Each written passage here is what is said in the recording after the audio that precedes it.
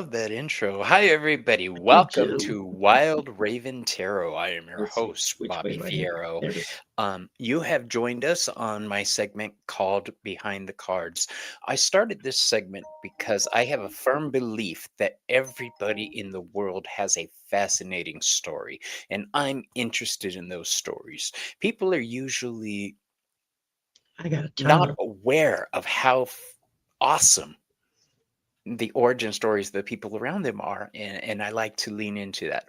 Today, I'm being joined by Sherry Hinkle from Sherry, Voices from the Swamp. Hey, Hey, girl. hey, hey. So, Bonjour or bonsoir. Sherry is one of my favorite channels to appear Oh, on. thank you. It is so much fun. She's a night owl like I am. In fact, I was just on there last night. And Covering we for Ramon. covering for Ramon. I had to step And in. he'll be back this Saturday night for his turn. That's right, I will be, and we're fully expecting Ramon to pop in with us. Um, I'm sure he will. Tonight, we are going to be digging into Miss Sherry's life. Uh, I'm an it's open book. Ask away. I plan to. I do invite everybody. If you're going to put a question for Sherry tonight, please put it in capitals with emojis and I will star it. And at the end, we're going to go back and open the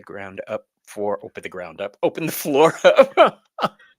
We're going to open the ground up. Honey, if you know how to open up the ground, I'm investing money in you. Right? Okay. So We can that make a is fortune. that is what is happening tonight.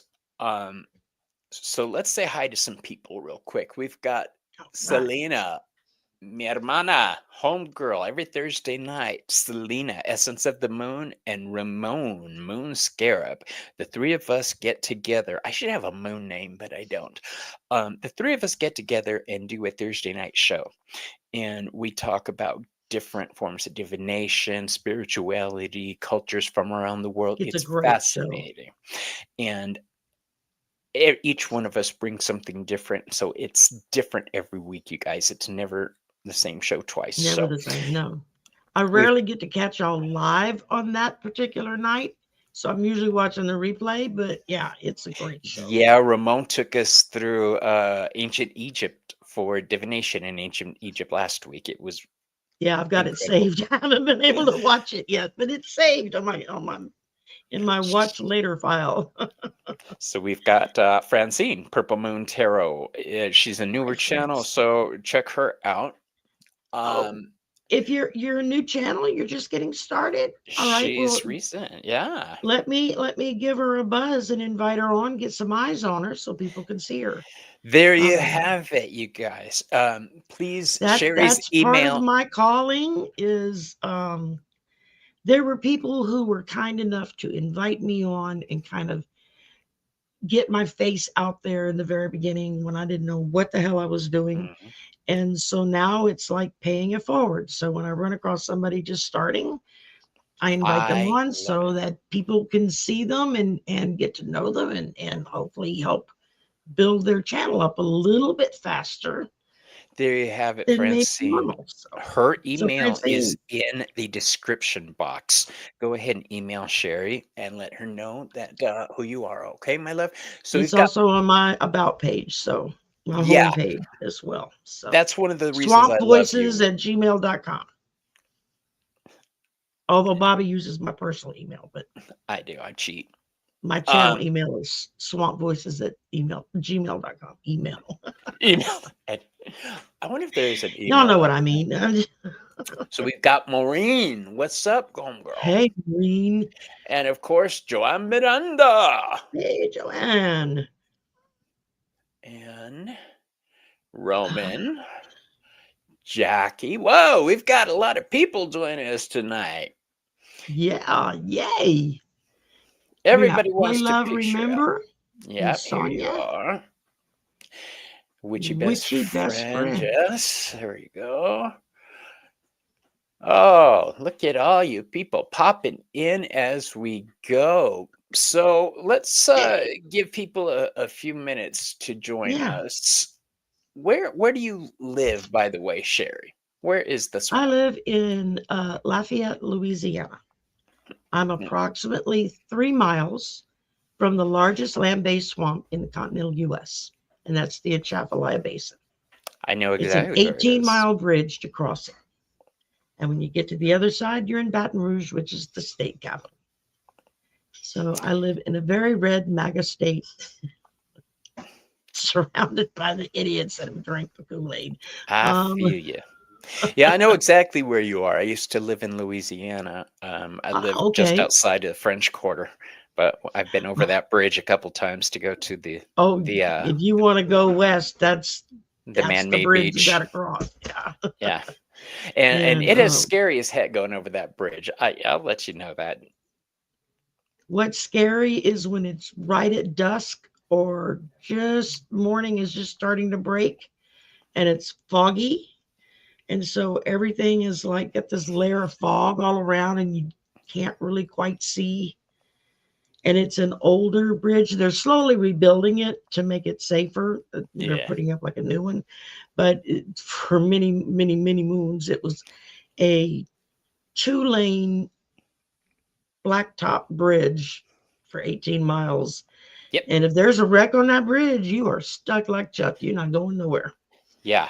because there's nowhere to go but down. That bridge that's the one that they showed in True Lies with Arnold Schwarzenegger and Jamie Lee Curtis when they were blowing up the bridge. That's it. So what you see on that bridge is exactly true. There's not much turnaround space at all. Um, No, not at all. I remember when Hurricane Andrew hit, it hit us as it had rebuilt to a Cat 5 and it went straight up the Atchafalaya. And when they finally opened the bridge back up for people to cross again, it looked like a nuclear bomb had been dropped in the swamp. Everything was wow, flat. All those trees, everything was just blown over flat. It was wild, absolutely wild. that is insane. Yeah, that's I got to admit, I don't miss the hurricanes or the mugginess or the damp humidity heat in the summertime, but I do miss the hurricane parties at the bars when Yeah, for those who don't we're know stubborn. We don't go Louisiana, nowhere. they will lock your ass in the bar during a hurricane and have Oh, hurricane yeah. parties. Yeah, they've turned it into an art form. I All right. actually got passed up for a promotion on a job because I wouldn't ride my bike 5 miles to go to work at 4 a.m. in the middle of a hurricane. Mm, And I was like, are no, you crazy? I'm not riding my bike to work during a I don't. hurricane. Are you I don't nuts? blame And you. I didn't stay there much longer. So what I'm gonna do, Sherry, Hey, Todd. Okay. is I am going to go ahead and start the questioning for you. I'm going to put you on the big screen and biggin you. Um, Okay. now, where's my little mouse? Here we are. I'm wearing my amethyst today. So, And I'm wearing my amethyst, my Apache yeah, my stone, my citrus. amethyst. You always see me wearing My the same amethyst. bracelets. Yeah. I've got a variety. I didn't grab the bracelets today because it was too humid. And when it's humid, it makes my wrist and my hands swell up. And so then I feel like I'm cutting off circulation. Now everyone's saying you look beautiful, Sherry. Oh, thank you. All right, I'm in so purple mode tonight. we are going to start this off with the Fool card. Oh, wrong side. Okay. With the Fool card. Now, the Fool card is the beginning of everything. Where would you say that Mhm. your spiritual journey began? Well, my first memory of it, I was around 4, and I would hear voices talking to me, mainly one voice. Think Darth Vader. That's what the voice sounded like, long before anybody knew who Darth Vader was. Um, and when asked, who are you talking to? And I would just say, God. And they'd be like, oh, okay. Like, no big deal. Later, I found out it's because all the women in our family have the gift, as they called it. And so nobody thought anything about it. They didn't talk about it, but it wasn't like you're evil or you're going to burn in hell or anything like that. You know, when I was 9, um, I guess the next really significant thing that happened that I remembered was when I was 9, and we had driven to Florida to go visit friends from Texas. We were in Texas. We had driven to Florida 2 weeks before Camille hit. And when we got there in the middle of the night, when we walked in the house, I stopped in the doorway and I looked around. I was like, oh, I've been here before. And everybody's like, no, you've never been here before. And I'm like, yeah, I have. And I told them where every room in the house was, what was in every room, what color the rooms were. And I remember my mom just looked at me and went, oh, you got the gift too. And that's all she said, not another word. And That's after that point, I just pretended like I didn't see or hear or know things because I didn't want to be considered a freak. So I kind of ignored it for most of my life. And my reawakening happened in the early to mid 2000s. And right about the time all the ghost shows started hitting the TV. And I right. was just fascinated with them and watching them. And there was a couple of them where they had psychics that would go with them. And as they were doing things, I would be sitting there going, well, I can do that. Well, I've done that before. Yeah. And it was like, okay, maybe it's time to pop this door open and see what's there. And Yeah, yeah. I like to play along with those shows too sometimes, and usually I'm throwing uh, popcorn at the TV going, "You're full of shit," you know, things like that. yeah, it I doesn't can't believe happen like that. yeah, yeah, that's a lie. That's not how it is. But yeah, It doesn't it work that way. cracks me up. So, that leads into our next question, actually, which deals with the magician. Now, the magician is the great manifester, but he's also the great communicator. This card is ruled by Mercury, after all. So, was it difficult telling those around you outside of your family about your spiritual side? Well, I didn't for most of my life. I didn't say anything. As far as being a great communicator, yeah, you can't shut me up once I get started. Um, I just like to talk. Uh, but once I kind of creaked that door open and started looking and like, okay, I know that I know that I know that there's something there, but I don't know what it is and I don't know how to deal with it. And as it slowly, well, in the beginning, it all hit me at one shot. I was like, whoa, too much overload. And so they backed up and they just started trickling things out a little at a time. I was like, I can't handle this. And so just slowly over the years after that, um, I would when I would talk to online friends that were watching the same things I was and listening to the same paranormal radio station that I would talk about it. But as far as anybody else knew, zip lip. I didn't say a word because, again, I didn't want people to look at me and think I was weird, you know. Yeah. Um, and a lot of that just stems from childhood trauma of having no self esteem because of other family members' issues, not really mine, but I was the brunt of it. So they kind of took it out on me. Um, and so, which is why my mother got us away from most of our family, and we just didn't associate with them anymore. So, but once I started kind of accepting it for myself, things started happening, little things. It messages would come through, and again, I still was kind of quiet about it. And then my mother passed in 2019, in June of 2019, and 6 months later, COVID hit. And suddenly we were all locked up inside, couldn't go anywhere, couldn't do anything. I was lucky in that I didn't lose my job. My boss just sent a computer home with me and said, you can do what you do at home just as well as you can in the office. So I was like, oh, thank God. That's awesome. And I started just channel surfing on YouTube one day and came across a channel, a reader that was doing political tarot. And I didn't know such a thing existed. I was like, political tarot, progressive political tarot. I mean, I was floored.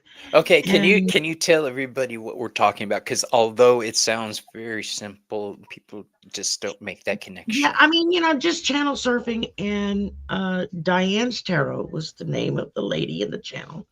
I think she still goes by the same name on her channel.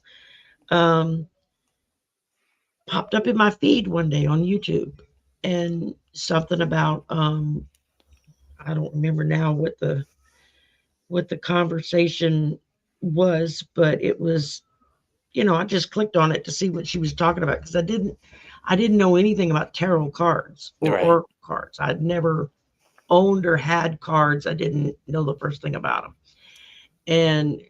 And she starts talking, and she's like expressing the same views that I have, which is very progressive politically. And it just kind of blew my mind, because I was like, I didn't know this even existed, that somebody that was psychic would talk about politics, because it had Mm. always, everything I'd ever seen up to that point was always very esoteric, kind of woo woo up in the ether somewhere. And nobody really knew what the hell you were talking about, but it sounded really good, So, and it just intrigued me. And so from her, I found Kirsten Langston, Champagne, what is it? Champagne Psychic, something like that. I can never remember Kirsten's channel's name.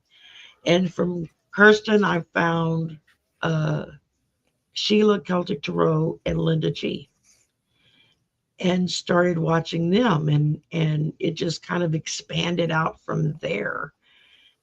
And it was probably a good 6 months before I actually started chatting, because I just couldn't believe how nice everybody was to each Right. other. I'm sitting there watching it, and I'm watching the chat, and I'm thinking, well, when are the claws coming out?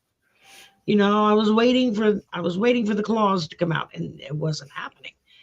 And then when I finally said something in chat one day, and just a whole group of people all jumped, well, it took you long enough to say something. And I'm like, how the hell did you know I was here?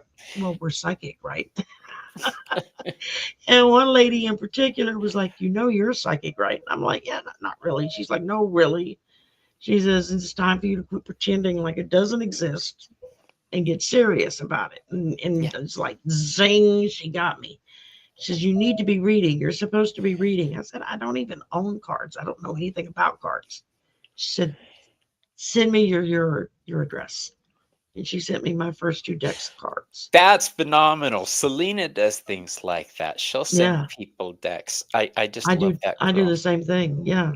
Yeah. If I have a deck that doesn't resonate with me, and then I see somebody in chat talking about, oh man, I saw this deck. I really want to get it, whatever. I'll message them and say, give me your address, and I'll just send them the deck of cards.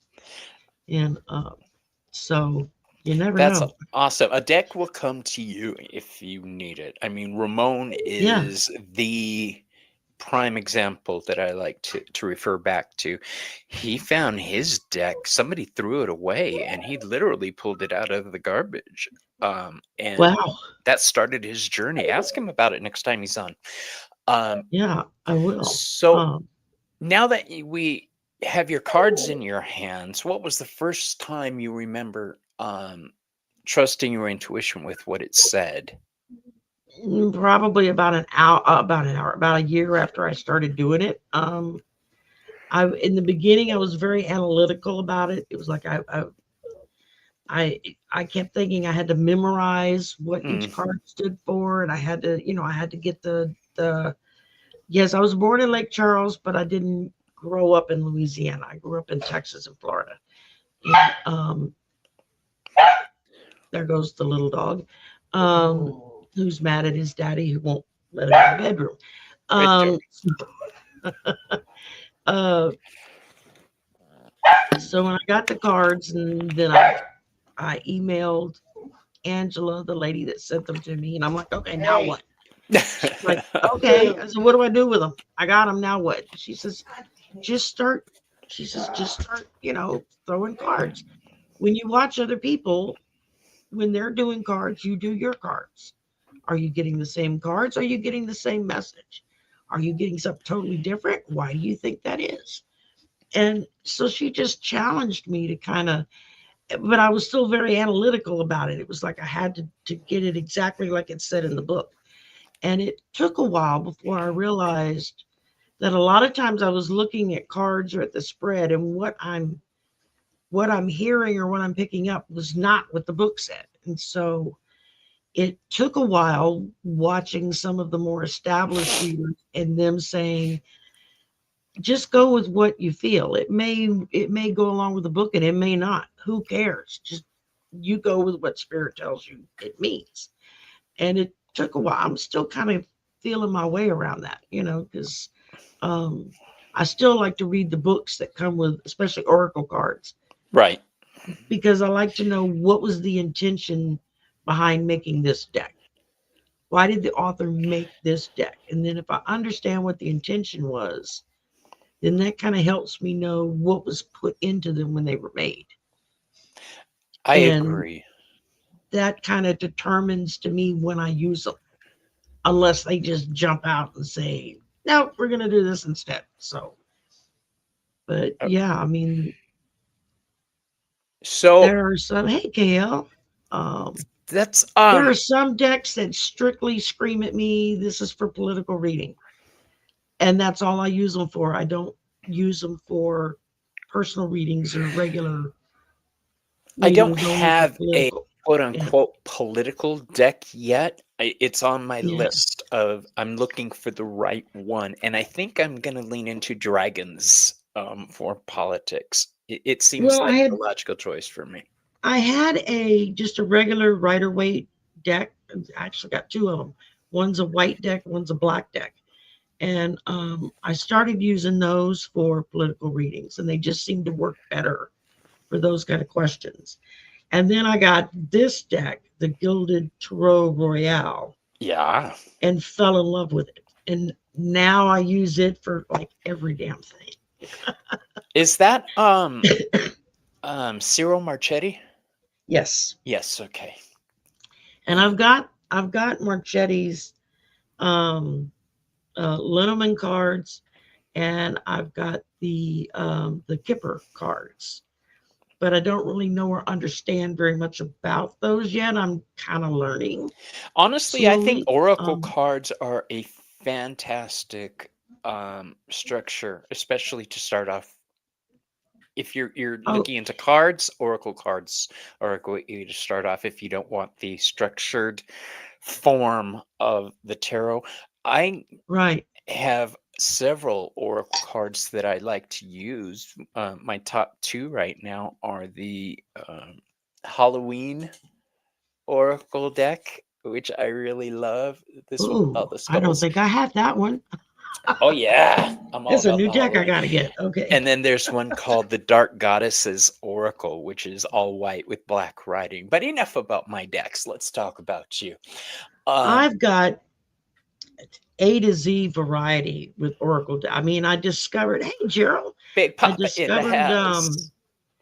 I discovered Oracle decks about 3 or 4 months into trying to learn to read tarot. I had started my channel, and I was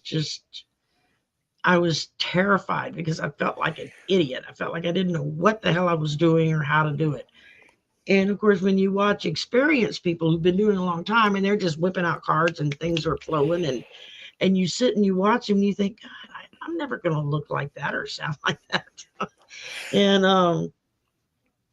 I discovered I saw somebody using Oracle decks for the first time, and it just like all the bells went off. Everything buzzed and rang. It was like, oh, that's what I'm supposed to be doing is Oracle decks. And so then I started thinking, well, which Oracle deck should I get? Because there's so many to pick Oh from. yeah. And Allie from a Heart Centered, Heart and Soul Connected, she was doing a giveaway right about then, and she was giving away a tarot deck and an Oracle deck, and I won the Oracle deck. Hello, Ramon. I didn't even see you And sneak in. yeah, he snuck in the back door when we weren't looking. And So I started with that deck that I won, and then it became an obsession. Every time I get a box with cards in it, my guys just look at me and go, "Really? You need more cards?" It's like, where are you gonna Oh put those yeah. at? Because you're out of room. Well, Like, I I need don't to go know to if the you could bookcase. see behind me. Let me angle my thing. I've got these bags hanging all over my room Yeah. here, and in my bedroom because I ran out of shelf space. I really did. So Yeah, I've got and I'll be stacks on tabletops and bookcases with two I'll and be three damned if I'm gonna high. stop buying more tarot decks. So I'll just No, find new ways to store them. And for the longest time, for a couple of years, it was just the That's what I Oracle was decks that I like. were buying a lot. And then all of a sudden, it just clicked over to buy more tarot decks as different decks were coming along. And I started getting drawn back to the tarot. So now it's a mixture. I joined the Hay House Oracle deck club. Otra vez. So Okay. every every 4 months, every 3 months, every 4 months, you get a box with 2 to 3 brand new decks. You usually get them Uh-huh. before they're out in the public, and so you have time to kind of play with them before everybody's talking about them.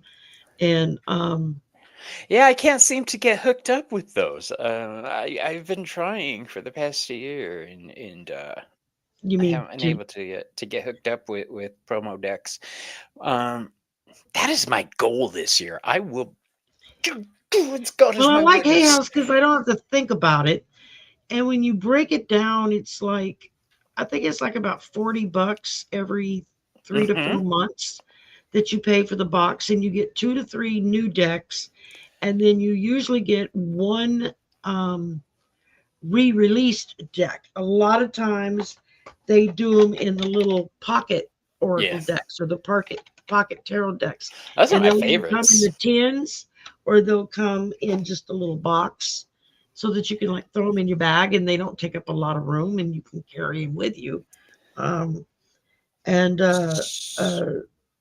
so I like those because you're not really picking and choosing what you're going to get. You just get what they send you, and Yeah, there's been quite a few out of those that they just didn't talk to me, so I passed them on to other people and gave them away. that's what I And do. then Yeah. there's some that I really like, and I use them depending on what kind of readings I'm doing.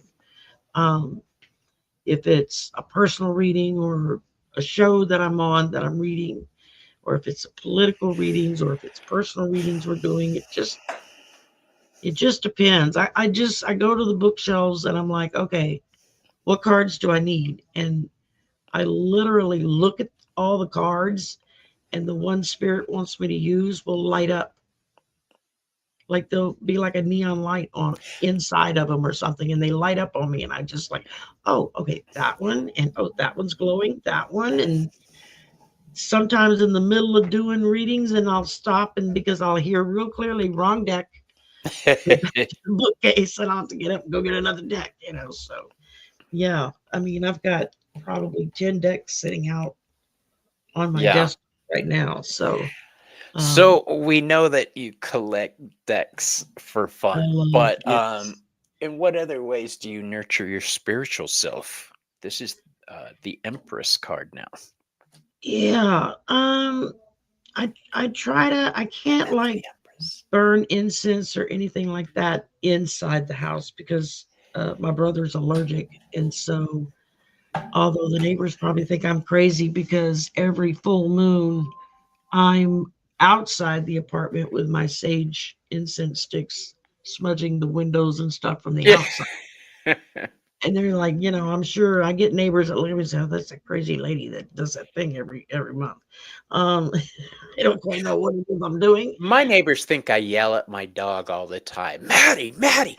The dog's hard of hearing. That's why I'm doing it. They don't know that part. All they do is see me yelling at her. They don't hear Yeah, me we yelling yell at at ours a her. lot too, and that's because he's going deaf and Yeah. blind, and he's old. And but it I try to have my quiet time in the morning when my first cup of coffee, first cigarette of the morning, I go sit out on the patio and just kind of greet the day and take that little bit of time, maybe 10 minutes. Um, I'm not real good at meditating because I can't get my brain to shut up long enough to do it. And my thoughts are going 90 miles an hour. And then I discovered guided meditations. It was like, oh, Oh this is yeah. wonderful. And so I'll do those if they're like under 30 minutes. Longer than that, and I literally lose Yeah. interest in what I'm listening. It's the Gemini in me. I can't. It's like after about 15, 20 minutes, I'm like, okay, move on. My favorite guided chakra meditation. I don't know if you have Alexa or not, but ask Alexa, play me a guided chakra meditation, and it will play you a 13-minute one. Some nights I have to listen to that baby 3 times in a row to get my to get myself aligned, but I do Yeah. listen to it every night. Oh yeah. Um, Well, I do that. There's so many on YouTube now. I mean, yeah, and it's there's so not. many people that I know that I read with who also do guided meditations. I And think so, Ramon would be so good at doing a guided chakra meditation. He's in the chat still, so yeah, he would be good I at think he should do that them in anytime because English he's got and the in right Spanish. voice. Hell yeah. He's got the right tonality to his voice. I know I've been asked, why I don't do guided meditations, and I'm like, well, my voice isn't quite I can't do soothing that. enough I'm for that, like, you know. if I did a guided meditation, it'd be like, ah, okay, everybody, relax, let's go. So Yeah, no. that's well, when they did my neck surgery, they damaged my vocal cords, and so now I sound like I'm talking through a gravel pit most of the time. And I have Do good days not. where my voice sounds kind of normal, but it doesn't sound anything at all like it used to sound. It used to be even I could stand to listen to Let me myself. let me clear this up right now. Your voice But is lovely and soothing, and if it wasn't, you wouldn't have. How many subscribers do you have right now? I just went over 7,700. Booyah. Your voice is relaxing, your words reach people, so get that Oh, well, that's BS good. out of your brain. That's Uh, my goal yeah, is 10,000 by the end of summer. So fingers crossed that I hit that mark. And you uh, will. I have absolutely I'm, no doubt. So, I guess the other things I would do to kind of um, serve myself spiritually would be it's not just taking that alone time in the morning or something, but a lot of times at night after everybody's gone to bed and it's quiet and I can go sit out on the patio and just sit and listen to music or watch stupid videos that just make me laugh. But it's it like detaches me from what's happening in my world right now and lets me go somewhere yeah. else. You know, that or watch a good movie. If I'm struggling with something, go watch a funny movie. Go watch one of my superhero movies because the good guy always wins with the superheroes. So I love to. You wait. Back that shit up. What did you just say about superhero movies? I said I love my superhero movies because the good guys always win. No matter Okay. what they go through, no matter how bad it gets, even when Thanos knocks out half of the universe, the good guys always win in the end, and that's what I like about superhero movies because it gives me hope. It's like, well, if they can go through that, I can do any damn thing. So, So, um, are you talking about superheroes like the Marvel superheroes? Are you talking about the DC Marvel, superheroes? DC, Yeah, I Wonder like them Woman. all. That's my girl is Wonder Woman. Yes, For I Christmas, am my a brother. professional psychic who takes my clients very seriously, but I have no problem whipping out a superhero deck either. Thank you. A lot of times when I'm doing readings, I will get like movie clips in my head to express what I'm trying to say. Yeah. Um, and it's just like when Iron Man did da da da da da da da, And because in the beginning, when I would get movie clips, and I'd be like, I can't say that. They're gonna think I'm nuts. And Oh, I have no invariably, when I problem. would give it and say it, then the person would be like, "Oh, that's their favorite movie," or "Oh, that's their favorite character," or "That's my favorite movie," or yeah. Um, and it just, I finally learned to just go with it. That the message was in whatever was being shown in that clip was the lesson that the person I'm reading for needed to hear, and or sometimes what I needed to hear. It's another Marvel So Oracle deck. I had to pull it out. I don't have any superhero decks. That's wild. I just realized that. So I have to amend that. I've got both tarot decks, but somebody sent me the Marvel Oracle deck, but they didn't tell me who it was from. Oh So wow! I'm I didn't still even realize wondering. they had an Oracle deck. Oh yeah, they got a Marvel Oracle deck. Um, Uh, but so yeah, I like whoever the it was, DC. again, thank I you. like Marvel. I like all of them. Oh, I I'll never just grow up. I thank you. Yes, it brings out the child in me. I can sit and completely invest myself into that world that I'm watching. It's the same with watching John Wick or watching some of the other movies that can get pretty Did bloody you and like The gory. Beekeeper? I haven't seen it yet. I've got it Oh, saved. girlfriend, if you like where the good guy wins and stands up, watch The Beekeeper. It's I phenomenal. will. I've got it saved. I've got 1 and 2 saved. I just haven't had time to go sit down and watch. Spoiler, Mrs. Cosby Um, bites it at the beginning of the movie. Just Somebody throwing that. always fights it at the beginning of the movie. That's what gets me Exactly. through. That's With the John Wick, it was a catalyst. damn dog. I mean, And they they deserve to be killed for killing the dog. How dare I'm you? telling I'd you, because rather that see was the 100 people cutest die little than one damn dog. beagle I've ever seen. So, Right? um, it was an Um, adorable dog. I would be like, so yeah, I would be killing people if they killed my dog that looked like that. my husband and I have this thing going on. I told him, if anything, if anybody ever hurts your family, just remember to put money on my books. That's all I say when I go to jail. Send me money. Um, because I am going to hurt somebody. I'm saying it now. So our next card is the Emperor. You do a lot. How do you manage to stay structured? It's called a Structure day is planner. something I struggle. I just got a new one because I dumped a whole Coke on my old one. I was like, I can't deal with sticky pages, so I had to go out and buy another one. Um, yeah, in the beginning, I was all over the place and making myself nuts trying to keep up. And I finally one day I realized I need to just get a damn day planner and be done with it. So everything goes in the Yeah. book. If it's not in the book, it's not happening. So Linda De Gonzalez finally talked me into getting a day planner because I was telling her how I kept missing out on everything. And she says, well, are you keeping a day planner next to your table? I was like, no, no. Okay. She's like, well, there it is. mine goes with me everywhere I go. And I've got all of them saved just since I first started using them. So I can go back and look and see what happened in the past if I need to, or, I used to work in a salon and carried a day planner for almost 15 years with me everywhere I yeah. went. And it just, I stopped somewhere along the line.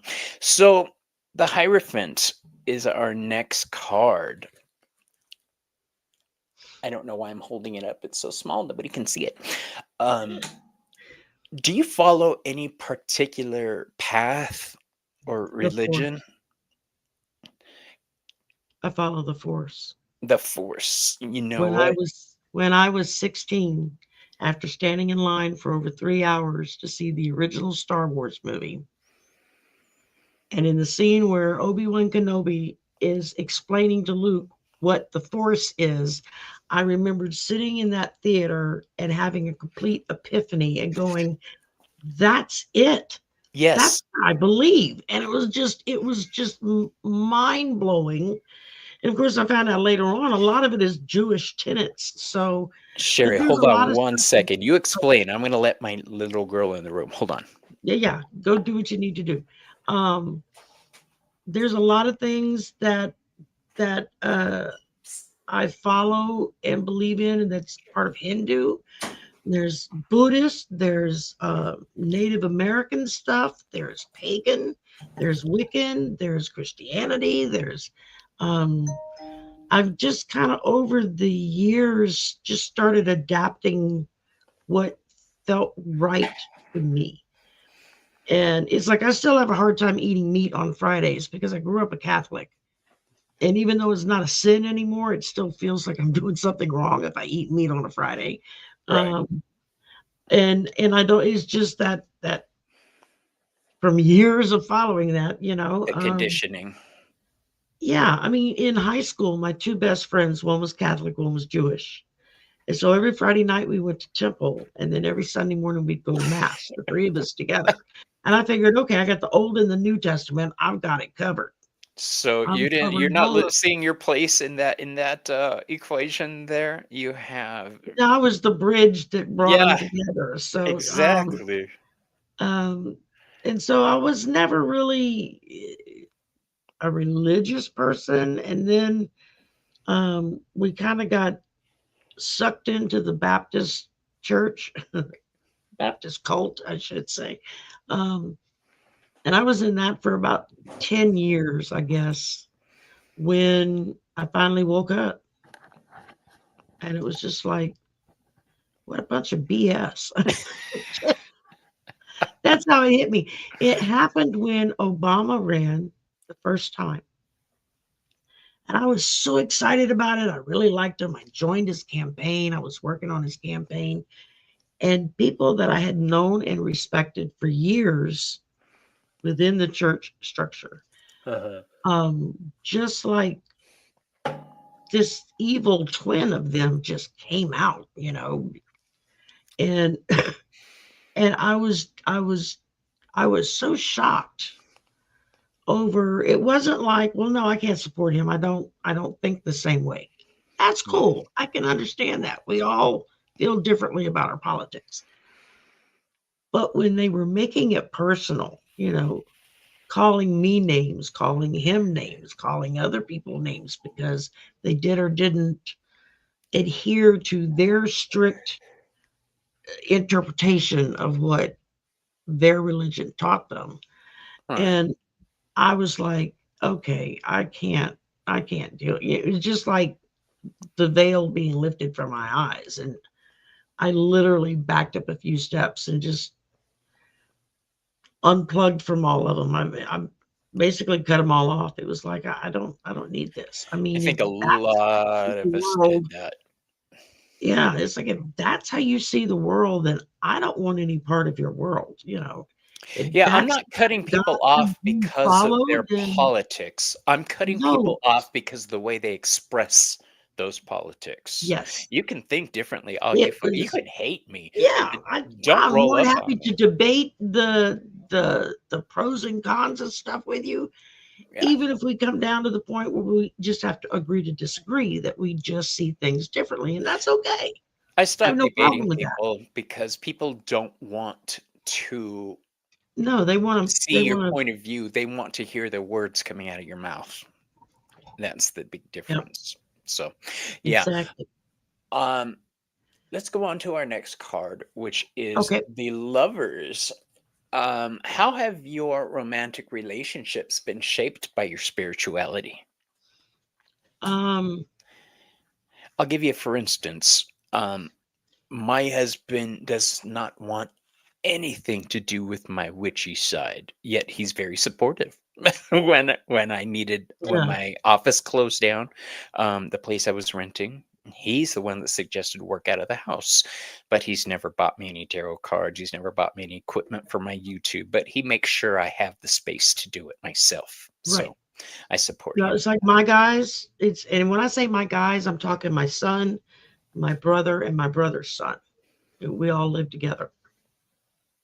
None of them believe in the woo woo The at boo boo. all, but they try to be considerate when they know I'm on air and be quiet. A lot of times they just forget and they go walking through the room and Hmm. they're talking or whatever. Uh, when I first started doing this, my brother put up the hardware on the ceiling so that I could hang like blackout curtains. My bedroom is half of the living room. Okay. And so I have the real heavy, thick blackout curtains hung around my segment. And so when I close all the curtains, they know that means I'm either sleeping or I'm on air or I'm recording. Either way, shut up.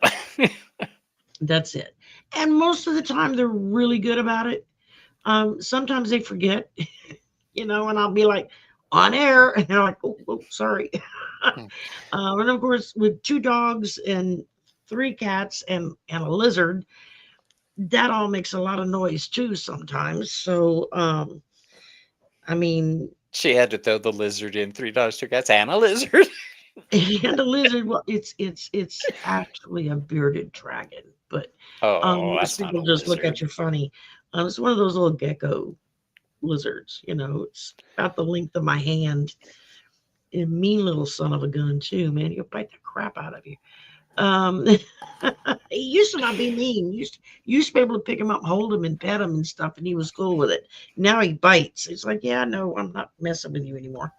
Um, but so we have a very active household going on, and I know. Oh, look at that face.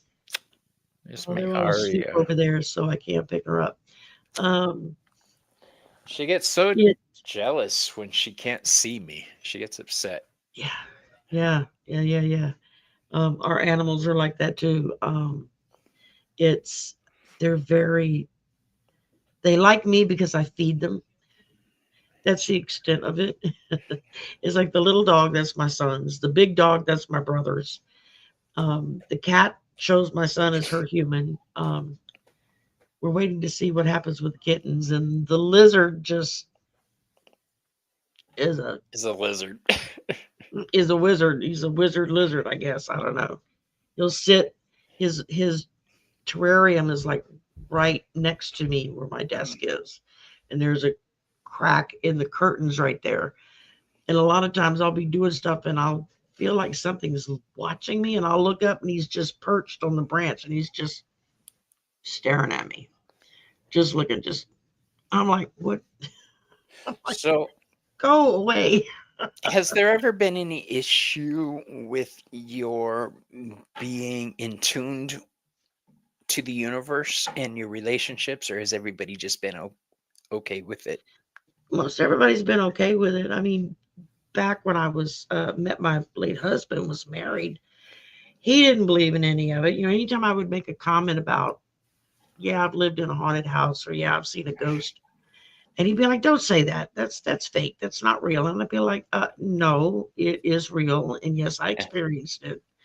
And once you experience it, no one will ever be able to convince you that it's not real. Just because it's never happened to you doesn't mean it's not real. And Mm-hmm. so he was a very literal, analytical kind of person. Since he's passed, he's come to me and said, I was wrong. I'll accept that. So now he comes and he bugs me and messes with me sometimes. But one of the best conversations I had with him after he passed was him just saying, I was wrong. And I'm like, okay, I can take that. That's good. So, and I It's just haven't interesting. met anybody to have a relationship with since. I tried the dating thing after he died, and after about 6 months, I was like, screw this. It's like, I don't have I'm time pretty to date sure now. my husband's gonna outlive me, but if I outlive him, I really doubt I'll end up in a relationship with somebody. I'm too lazy for a relationship. I'm too Too lazy, busy. too busy, and too stubborn. I don't want to bend in for anybody. I forget I said that. I don't want to change for anybody else. Um, Well, the 31st of this month would be my 42nd anniversary oh, if he well, was still alive. And he's been gone now for 24 years. And so my in-laws, my sisters-in-law, his sisters, they don't get it why I'm not remarried. They just baffles them. I'm like, I just have no desire to get married again. I haven't met anybody that makes me want to make that commitment, because you have to make it a commitment to somebody if you're going to get into that kind of a relationship. And I laugh and I simply say, look, if spirit wants me to hook up with somebody again, they will come park his ass at my front door Mm. knocking, saying, I'm here. And that'll be that. I said, until that happens, it ain't gonna happen. So, Yeah, I'm not looking. I've been with this old fart for 25 years. I'm 5 years older than him. I don't know why I'm calling him an old fart. Um, I've been Because it's with him easy. for over 25 years, and he Yeah. didn't come out of a box that way. So I don't have that kind of time to put into a new person. I really don't. I don't even want to Yeah. try. When my late husband and I were first married, I guess we'd been married a couple of years. And uh, one of the guys he worked with was a newlywed, and he had stopped by the house on his way home one day, and he was I was busy doing something, but I could hear them talking in the living room, and he was asking my husband, well, it seems like everything I do is wrong. She's always fussing at me and blah blah blah blah blah. And my husband's like, look, it takes a while for them to housebreak us. Once they break us, then we're okay and they're fine. So just bear with it. Remember, you're the dog and you get to be the one that gets housebroken. So Yeah, I don't that's want to the make it boss. sound like And he had all the, or it was. yeah, he I was a pain in the ass too. Okay, he's. I exactly. Oh I haven't God, always yes. been I'm this Bobby you see. No, no, no. probably one of the most difficult people to live with ever. I But was. we discovered early on that it wasn't one person making a decision on anything family related. We always sat down and discussed everything. When our son got old enough to kind of understand what the conversation was about, he had a seat at the table. And sometimes we do what I want, sometimes we do what my husband wanted, sometimes we do what our son said. Well, why don't Mm. you do it this way? And we'd both be like, oh, just didn't think about that. And, so um, it was always just a general consensus. I mean, uh, from the very beginning, it was like I was handed the checkbook and everything. It was like, yeah, you Mm. deal with that. I don't want to deal with it. So I That's was the what I one do with my that husband. I don't I just. paid the bills, everything. I took care of all of that. And then I'll give he you my got a portion of the wild hair up his monies. butt Just one day and decided he wanted to do it. And so I said, okay, fine, here, take it. And that lasted about 2 months before he gave it all back to me. He's like, yeah, no, you take care of it. I don't want to mhm. deal with it. It took me 6 months to clean up the mess. I mean, he had things all screwed up. And but that's okay. I loved him anyway. And So our next card is the Chariot. Has it been I, difficult moving forward with your chosen path, and what kind of roadblocks have you faced? And when I say your chosen path, let's narrow it down to your channel. Your yeah, channel now has a lot of subscribers. You reach a lot of people with your I readings, have and I love your almost slumber 40 parties. members now too. So I Yeah, have 37 members, something like that, which surprised me. I was like, wow, I didn't realize I had that many people. It still kind of shocks me that this many people have attached themselves to me in a way. I mean, I'm so profoundly grateful and thankful for each and every one. And I try to make a point of always responding back anytime anybody contacts me or something. I do Sometimes too. it I may take haven't a been couple getting of my days before I can get to you, but it's not because I'm ignoring you. It's just because I I'm haven't been overwhelmed getting with my YouTube alerts when somebody comments on one of my videos. I'm not getting them for like 6 days. Last night I got some from Roman and Selena that were from last week. I'm like, what the hell? yeah, so I got to where I go check in about once a week. I'll just go to my studio and you can click in and pull up all Yeah. comments, and that way I can kind of go through them and just I can count on one hand the times I've ever had to block someone Hmm. for a comment that they have made, because even when people are getting snarky or ugly about something, I may step in and say, look, let's try to keep this pleasant here. You're entitled to your opinion, but don't be ugly to the other people who are in the chat. So That's here's not where allowed. we differ. I don't. And there's only been a few times that I've had somebody that was so far over the line that I was like, yeah, no, and just blocked them and cut them off. It's like, I'm not going to put up with that.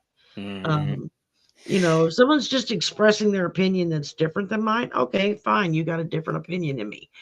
You're welcome to express it. But the minute you make it personal Yeah. against not necessarily me, but the minute you make it personal against other people in the chat Yeah. or other Well, that's members our of something, space. So by then extension, you're our out, guests are an you know? extension of us.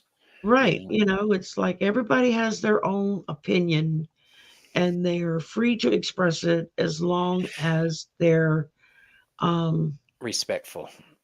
respectful. Thank you. That it's that Southern manners thing with me, just it's like You there's see, just I've never certain had to things. block anybody like that. I've had a couple of trolls come through, and Oh, that's different. I don't even count that as a I real. didn't even block the troll. Instead, this one troll kept coming in almost several times when I would go live. And Hi, Miss Taro D. what's up, My Madrina? sweetheart is here. Yay.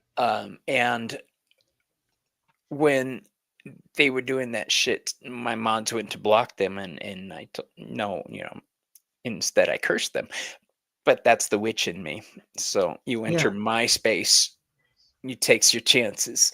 Our that's it. next And I've had some of them come in, some of the trolls come in and, oh, you're going to burn in hell and blah, blah, blah, blah. And I'm like, then why are you here? Mhm. If you don't believe in this, why are you here? Uh, What's the point? Oddly, after that, I never saw them again.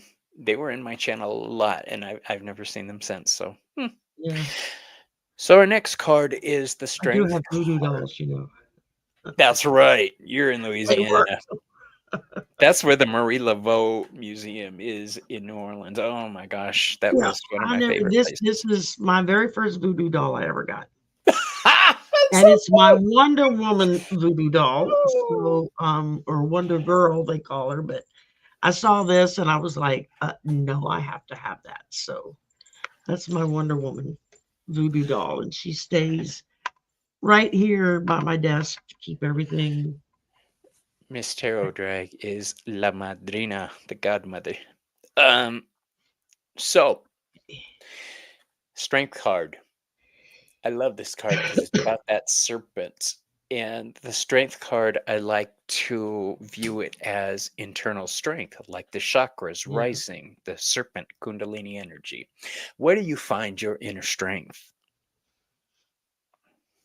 I think for my family, we may not agree on stuff and we can yell and scream at each other, but if push comes to shove, I know they're there for whatever reason I need them and I get strength from that. Um, I also, as I've opened myself up and have gotten to know my ancestors and my guides, and I know that they're there with me. And I've had several people who see angels who have told me, you got a big angel that walks around behind you all the time. I'm like, Hmm.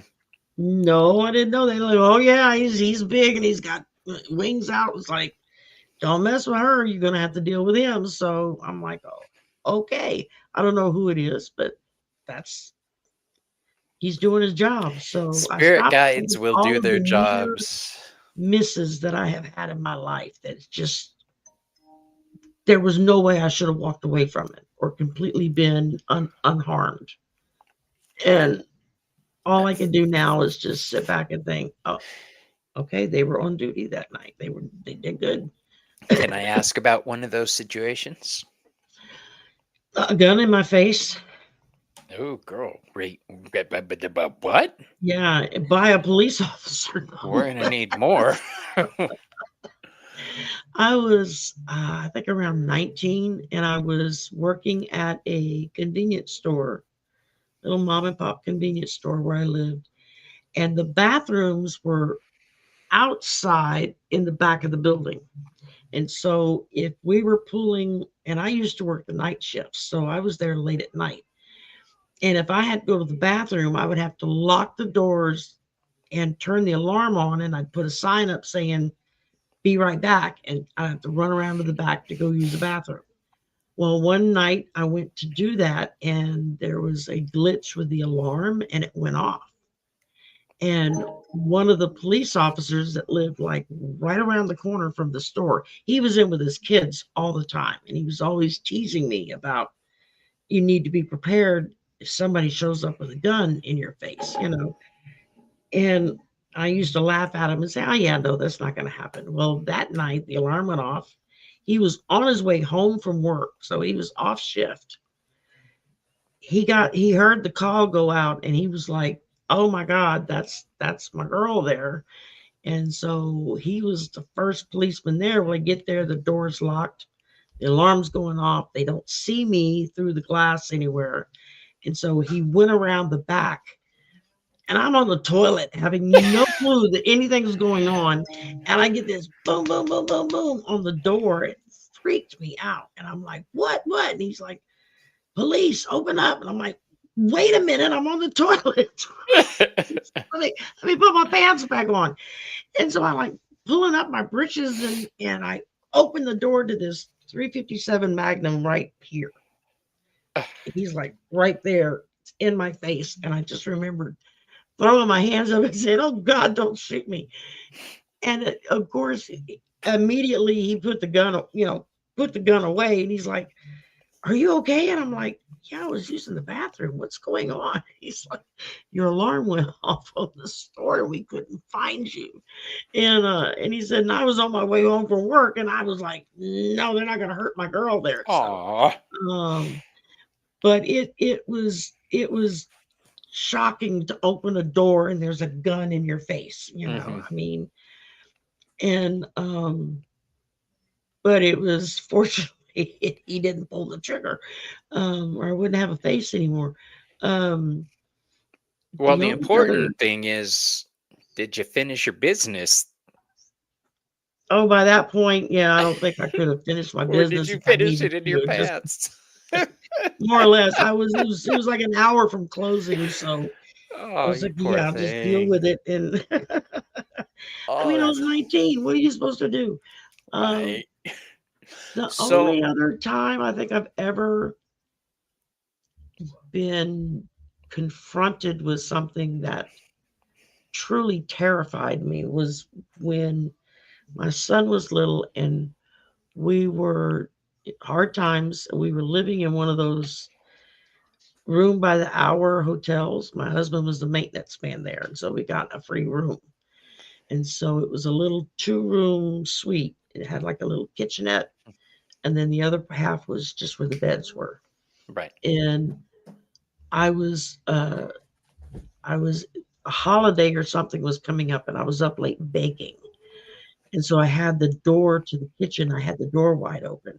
And I had stepped through the curtain to where the bedrooms were to go grab a cigarette so I could go back out and go stand out on the sidewalk and smoke. And when I came back through the curtain, there's this man standing there in my kitchen.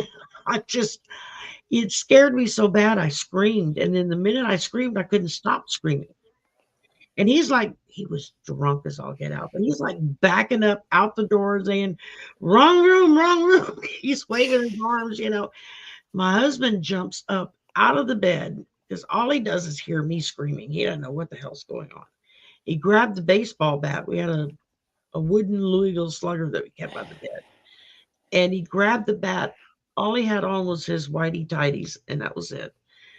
And he ran out the door, and the man's like running down the sidewalk, going, wrong room, wrong room. And he takes off running down the sidewalk, and my husband takes off after because he doesn't know what the hell had happened, if the man had attacked me or something, Right. and I just couldn't stop screaming. It was like the record broke, and I just kept going, and he was probably 4 or 5 blocks from the hotel when he realized he's chasing this guy through a very questionable neighborhood in nothing but his undies and a baseball bat in his hand. He's like, I better go home before the cops come by and Right. arrest me for indecent exposure. And when he got back and he was like, what did he do? I said, he didn't do anything. It just scared me so bad that when I opened my mouth to say, what are you doing in here? A scream came out instead, and it wouldn't stop. And it just kept coming. It's, I've so had somebody walk into my house like that when I lived in Mesa about 5 years ago, 6 years ago. Somebody just walked in my living room. Two people. Hey, we're here, and I just started yelling, "What the fuck are you doing?" And I think I scared them more than they scared me. yeah. So yeah, it was that. But So our next card, where are we at? Is the Hermit card. This is, how do you spend your alone time? And I got the Hermit card here. alrighty. How do I spend my alone time? It depends on my mood. If I'm sometimes I just want quiet. And a lot of my alone time is when I go out on the patio, especially late at night when everybody else is in bed asleep. And I know there won't be somebody in and out of the door every 10 minutes. And I've been known to fall asleep out on the patio in my rocking chair. For whatever reason, my son will wake up and come out and go, Mom, why don't you go to bed? I'm like, that was fine. I'm right here sleeping. What's wrong with you? Um, I sleep better outside than I do inside. Go figure that one out. Um, but that, or again, depending on my mood, sometimes it's just music. I'll plug in the earbuds and just listen to music alone time. Yeah, Care Bear, there was a time when I used to think alone time. What is that? Now I have more than I know what to do with sometimes. Um, hey, Magic. I like to watch movies, especially when I can watch them when nobody else is around to distract me. Yeah.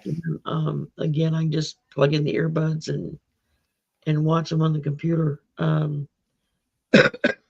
Or a good book. Sometimes, if there's a good book that I'm reading, then I'll go find a space somewhere and just go sit and read. I can knock out a book in a day if I have time. And but I don't do like a lot of ritualistic stuff. I mean, I have at times when I'm in the mood for it, or if it's something I feel I need to get done for a specific reason. Hmm. But that almost feels like work now. When I do it, it's like because I'm prepping for something or preparing for something, and so it's like part of the job. Is kind of how I look at it. Um, and which is cool. Don't get me wrong in thinking, oh, she thinks it's a job. Is not in that way. It's just it's not something I'm doing just for me. It's something I'm doing so that I can help somebody else do something. It's And still an effort. yeah, And you that's what have to makes it make it. special, is we're putting in the Yeah, effort for somebody else. So yeah. exactly. What do you do to be selfish? Chocolate. Yes, symphony bars. Yes, I think we had this discussion. Yeah, we've talked about chocolate before. We're both Yeah, chocoholics. chocolate, So and when I was on your show this last weekend, coffee. I was eating cherries. I love maraschino cherries, you guys. That's my snack. So I just went and got the jar and sat there and ate cherries while it was our Sherry show with her. It was He's Whoppers. making him crazy because I had my Whoppers out Saturday night. He was like, "Put those out." No, I want Whoppers. Yeah, I'm gonna need to Yeah. go to the grocery store today after we get off the air because I ate my maraschino. um, but I guess just alone time. Usually it's either like watching a movie or listening to music or reading a book, just something where I can kind of just unplug from everybody around me. Um, I tend to go sit outside when I do that. I do better outdoors than I do indoors. It's like I have to go outside every day. I don't care what the weather is, how hot, Is how cold. It's essential. It's like I can't breathe if I don't go outside. Um, at work every day, my lunch break, I'm outside, regardless of the weather. I go sit outside for my lunch because I need to be able to plug in to nature around me. I can go take a nap, go to sleep outside that fast. Whereas I'll toss and turn half the night in the house. See, I But can't relax unless it's pitch black and quiet. So if that means putting on an eye mask and earplugs to yeah, relax, not necessarily meditate, but um to look just inward, rest. to Yeah, rest. yeah. Yeah. So I get what you're saying. Selena is one of my favorite. She walks and she takes her camera on her journeys, on her walks, and talks to everybody. So it's very relaxing to just hear what she says. Um, can you name a significant turning point in your spiritual journey for us? Oh yeah. I think when my mom passed and COVID hit, and suddenly I was at home and I couldn't I couldn't do what I normally did, and it was something was driving me to go on YouTube. And I mean, and YouTube was still kind of new. I'd been on since they first started doing stuff. So I mean, you have a channel whenever you first, whenever you log into it, that's basically your channel. It just, most people never did anything with it. I think most of us didn't realize we could do anything with it. I had no clue. Um, but it was when everything happened, kind of, my mom passed, COVID hit, I'm stuck at home, and I just it was like I was being called. You need to come here. And that's when I found the community, and it was just like it was eye opening for me, and it made a big difference. I mean, if anybody had told me how much work went into doing this before I did it, I would have like, yeah, I'm not doing that on time. But I was already up to my ears in it before it dawned on me. It takes a lot of effort to do all of this. It takes money to do a lot of this. Yeah, it is expensive to do this. It wasn't quite as And do expensive. it well. Yeah, when I started out, because Yeah, StreamYard was only 25 bucks, I think, at that point. And yeah. When I they started out with StreamYard, it was like $100 a year, and then suddenly it was like, whoa. Um, I think a lot of it though is when because when I got the cards, the first time I sat down with the cards and actually shuffled them and used them, it was like something went through me. It was like, oh, this is what I'm supposed to do. All my life, I've been trying to figure out, what am I supposed to do with me? I don't know. I don't have anything, any passion drawing me in any particular direction. And that's when it hit me, was when I first time I handled cards. It was just like, oh, this is it. This is what I'm supposed to do. And it just everything. clicked into place. And then it was just trying to figure out what I was doing and how I was doing it. Um, and I just consider myself very lucky that there are so many people within our community that reached out, was there to Yeah. answer questions and there to help and there to invite me on their channel in the very beginning and help me kind of get over that stage fright, because it was like, you want me to get on camera? I mean, Yeah, I have to go buy makeup now. I mean, I thought so too when I started out. yeah, like, oh I never God. did do it, but no. I was And like, a little mascara is not gonna, or powder is not gonna change the way I look for me. Women yeah, can. it's. I mean, I wore makeup before, but not the full workings. Mascara, eyeshadow, blush, foundation, the whole thing. I didn't start doing that until I started doing the channel. And that's because I would see myself afterwards and I'd be like, oh my God, I look like I'm half dead. Yes. I Looks like I'm dying or something. So it's like, okay, I got to fix I can that. do guy liner because I'm an old goth, so Yeah, there you go. There you I can go. do that. Oh, I didn't show. That's the. It's not the Wheel of Fortune card in this deck. It's the Destiny card, and in Okay. each hand is an Thank element you. that he's weaving together. So Yeah. I was wondering why I chose this deck for you. I honestly believe, Sherry, that you have a destiny. That part of your destiny is to spark fires in other people. So I'm totally impressed by you. Um, Well, I'm the impressed just by you. You crack me up. You I make me try. laugh. And that's something that, I I can't laugh take at a life lot of stuff, seriously. but yeah, I it's like we're on the same wavelength with a lot of it. yeah. Is like, I just, if I can, everybody teases me about having my morbid sense of humor, and I'm like, yeah, I Oh, can't I'm laugh at twisted. it. What's the point? I will find humor in anything if I can. I've earned the right to laugh at myself. Y'all can't. Nuh-uh. So our next card is the Justice card. The Justice card is one of the cards that asks if our actions have been in balance.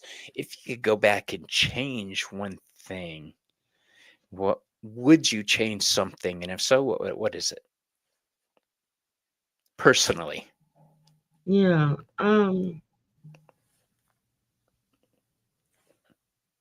I don't think there is anything I would change, because everything that's happened to me up to this point is what has led me to this point. It was all the shit I had to go through as a kid, and as a teenager, and um, all the years of having no self-esteem whatsoever, and kept thinking, well, what's wrong with me? And it wasn't me, it was them. Um, it took a long time to get there, to finally get it and kind of understand that. And to realize just what a dysfunctional family I came from. It's like, Jesus, no wonder I was so screwed up. But it, it, it, I guess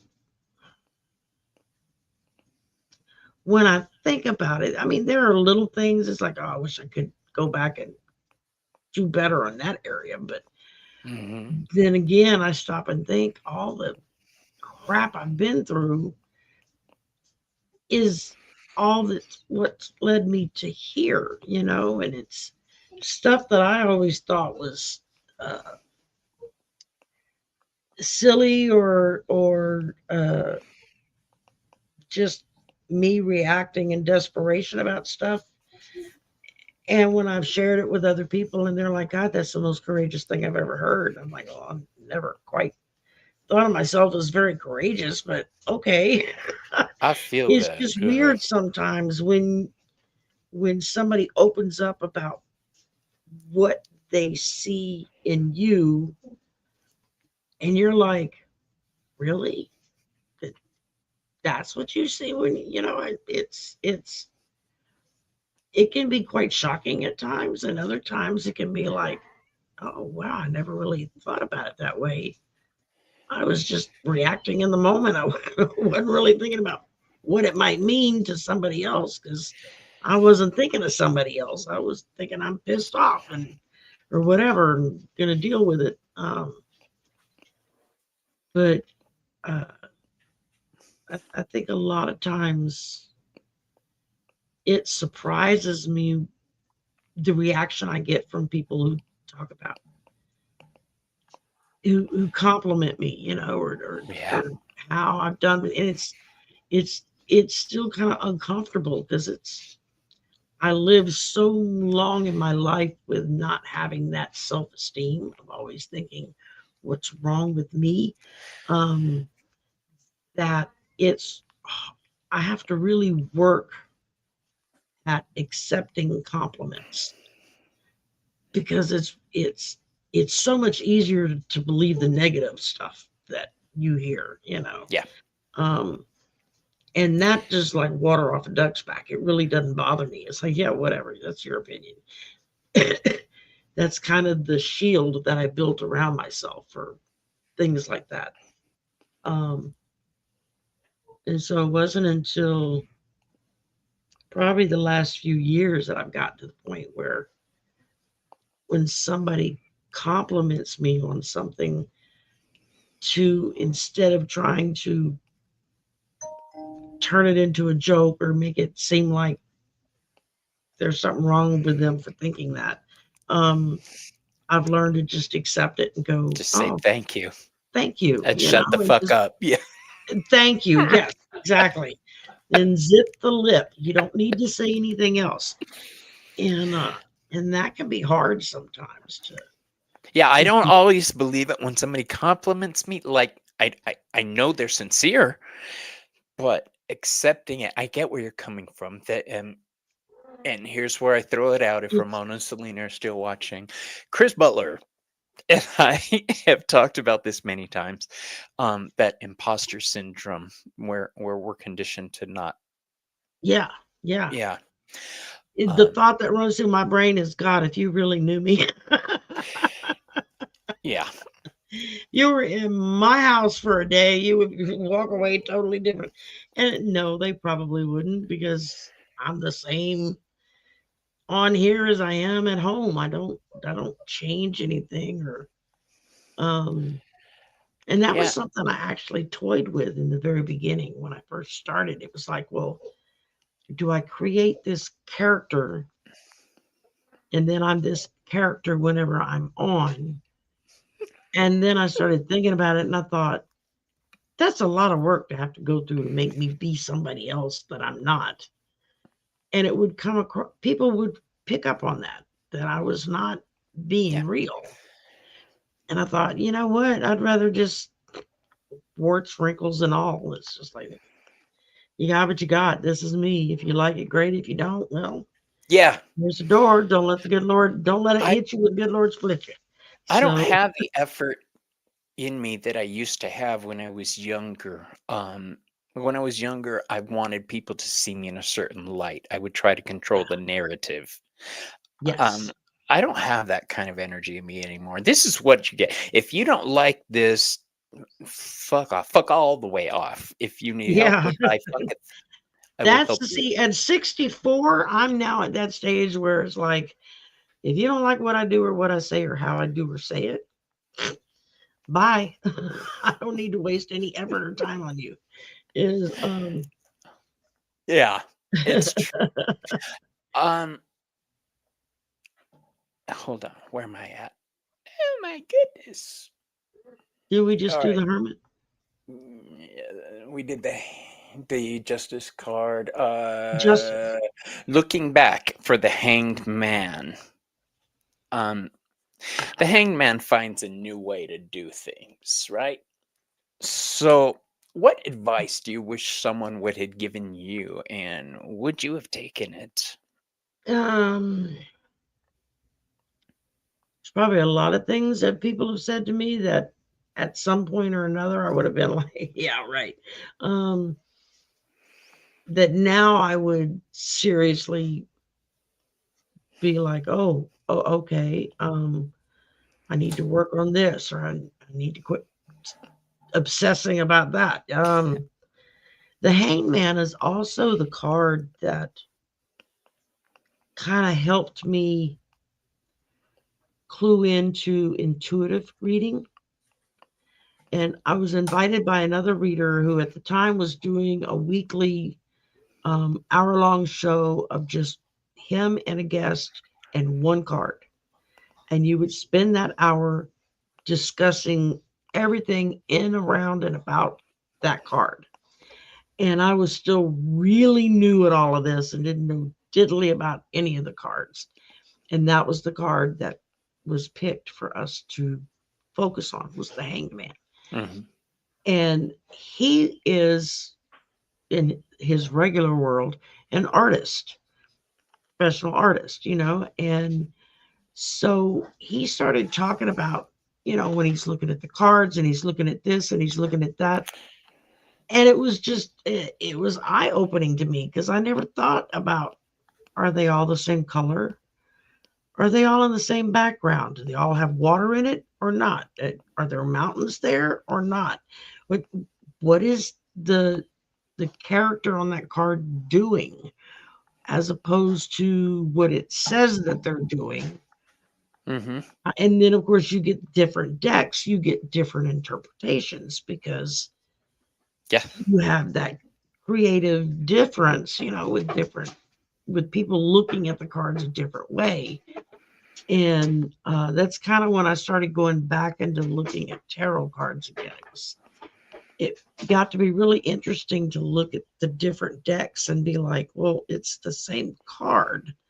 But when I just look at the picture, it's saying two different stories to me. Right. And so I'll always be thankful for that, because that the Hanged Man was the card that kind of opened up my vision to that, of what all is happening on the card, what's in the background, what's in the foreground, what else is going on besides the main story there. And so that was a big push to me learning to be just more intuitive with cards than just worrying about what the book said. Yeah, that's one of the reasons I love oracle cards so much. There's more freedom and Yeah. fluidity. Tarot is structured, but it's not nearly as structured as Lenormand cards, which I am currently in the process of learning. And Selena, I have lessons with Chris in the morning, so ha ha ha. I have several Lenormand cards, decks. I'm lucky. Chris is teaching me combinations to help me out, Ah, and I appreciate it. So we have the death card next. Where's my little prompt I think up that's one of here? my favorite cards. How you doing, my love? You doing okay? Yeah, I'm good. Okay, awesome.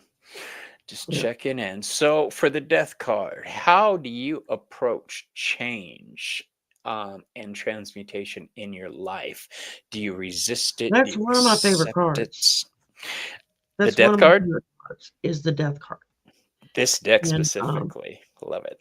um, because there's something about dying to the old so that you can wake up to the new. Mm-hmm. There's some of that Hindu and Buddhism coming in there. Some of my Native American blood resonates with that thought. It's like when my husband died, and I had spent all those years, and everything I did was wrapped around we. What are we going to do? How Oh, are that's we not what I going heard to? at all. I thought you said wrapped Oh, up around weed. I was like, really? Me too. Okay. What a that too, coincidence. but it's that did play a part. Um, but it was, it's like I went from being someone's daughter to someone's wife to someone's mother. And suddenly I was just me, and I didn't know who me was. And after about a year after he died, as I was struggling to try to figure out what I wanted to do, the people that were around me were all very busy of trying to keep me in the box of we, but we didn't exist anymore. Now it was just me. And I literally put everything in storage, packed up a handful of stuff, got on a train, and went west. Never been west. Didn't know anybody out there. Didn't have a job or anything. I ran away from home. Is basically what I did. And it was probably one of the best decisions I've ever made because it allowed me to figure out what me wanted and how to go about getting there. And it was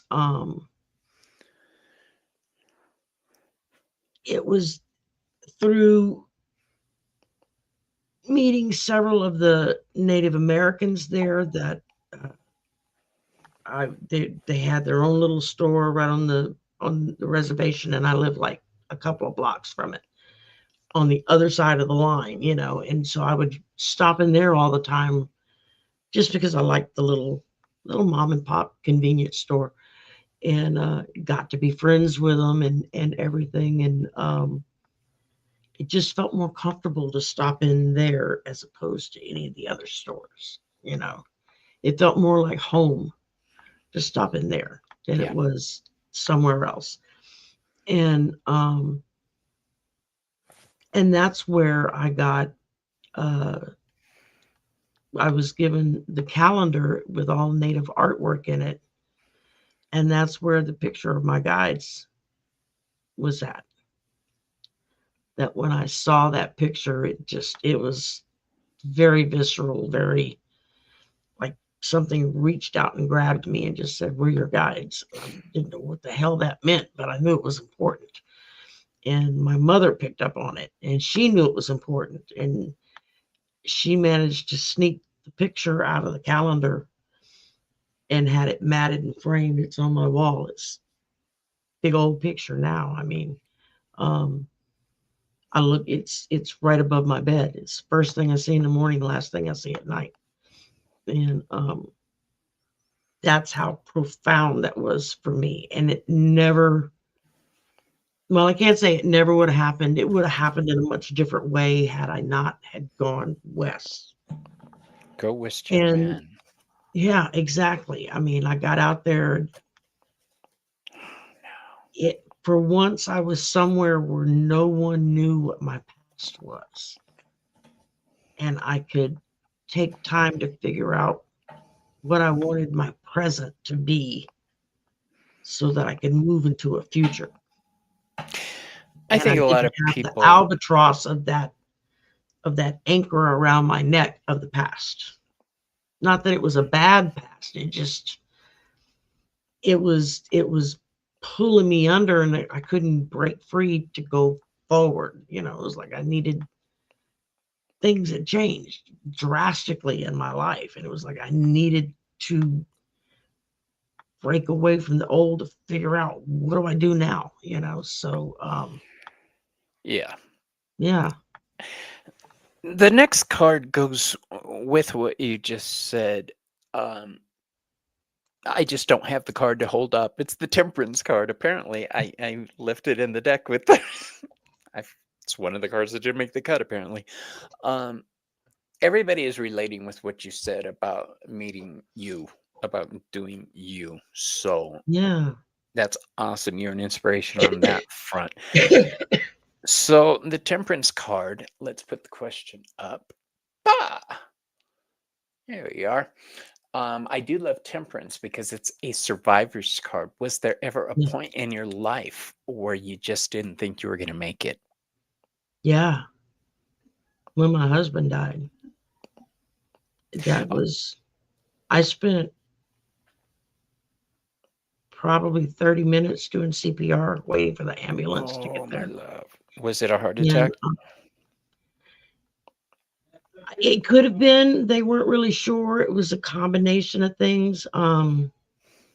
Mostly it was his lungs just filled up with fluid and his body just said, I've had enough, and just stopped breathing. And Um, he was getting ready to go in for his fifth back surgery, where they were telling him, "You'll probably never walk again. You'll never this again. You'll never that again." And he was living in a level of pain that morphine wasn't helping.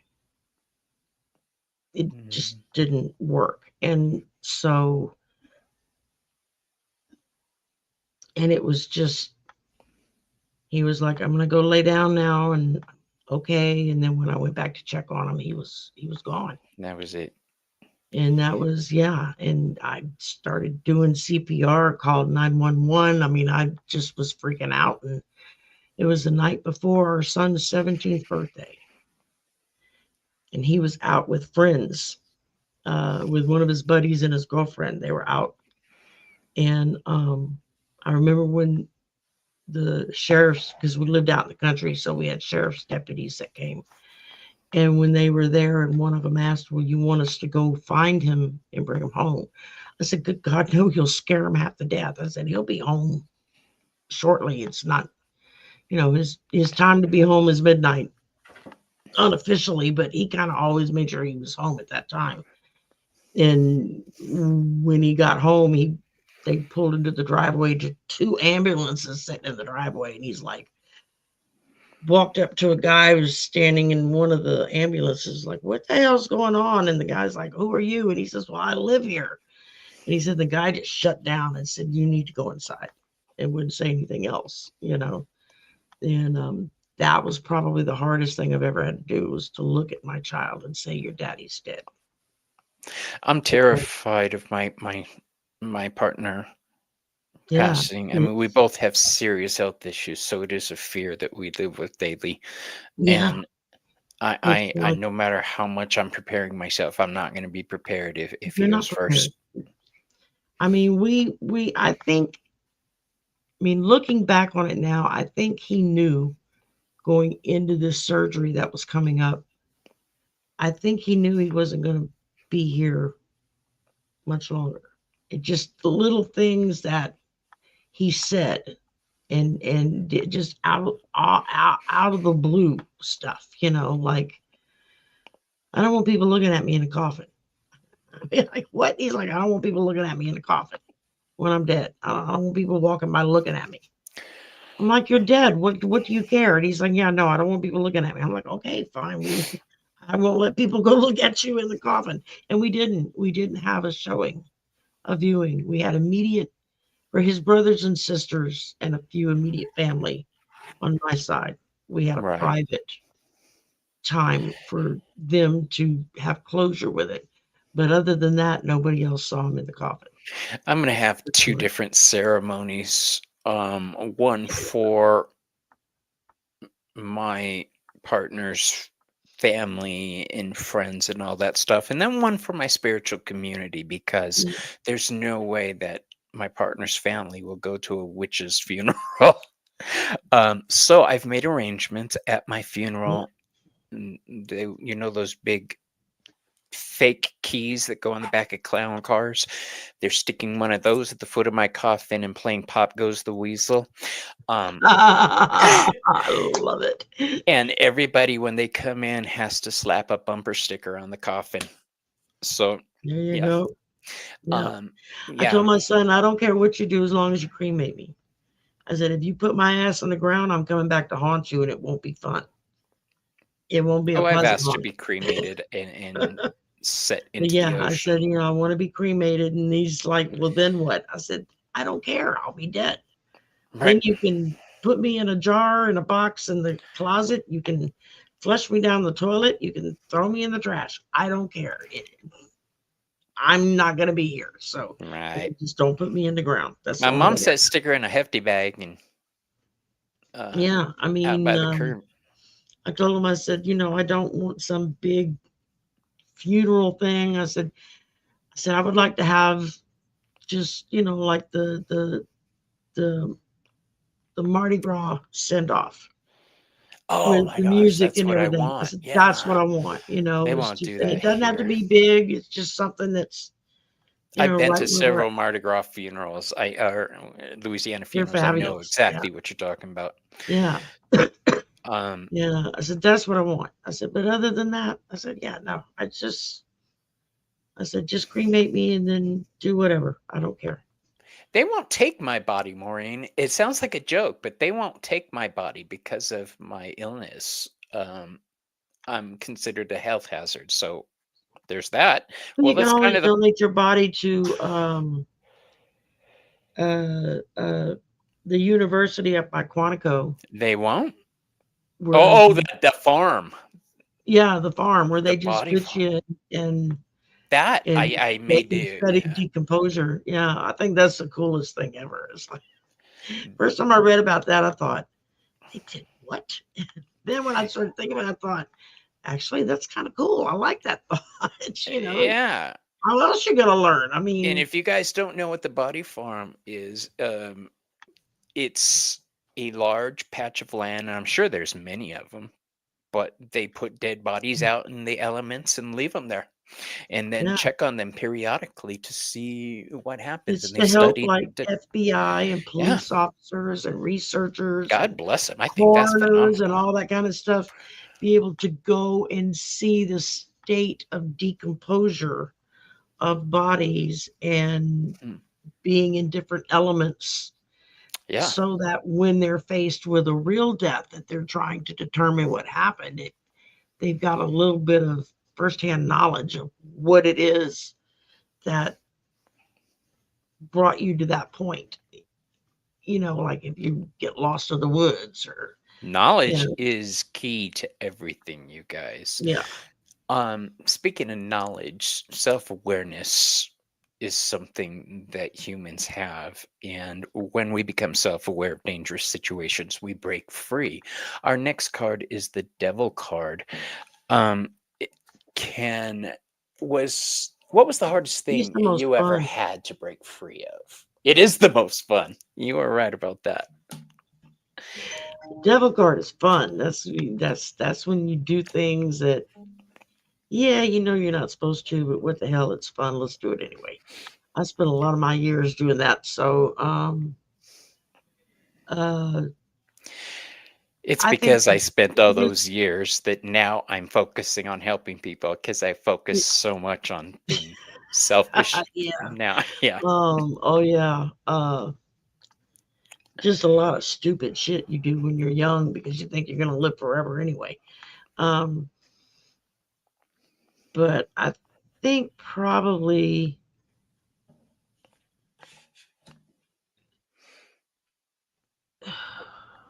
the hardest thing to walk away from was drugs, illicit drugs, I should say. Um, I mean, it wasn't like I shot up or anything like that, but I did a lot of other crazy shit.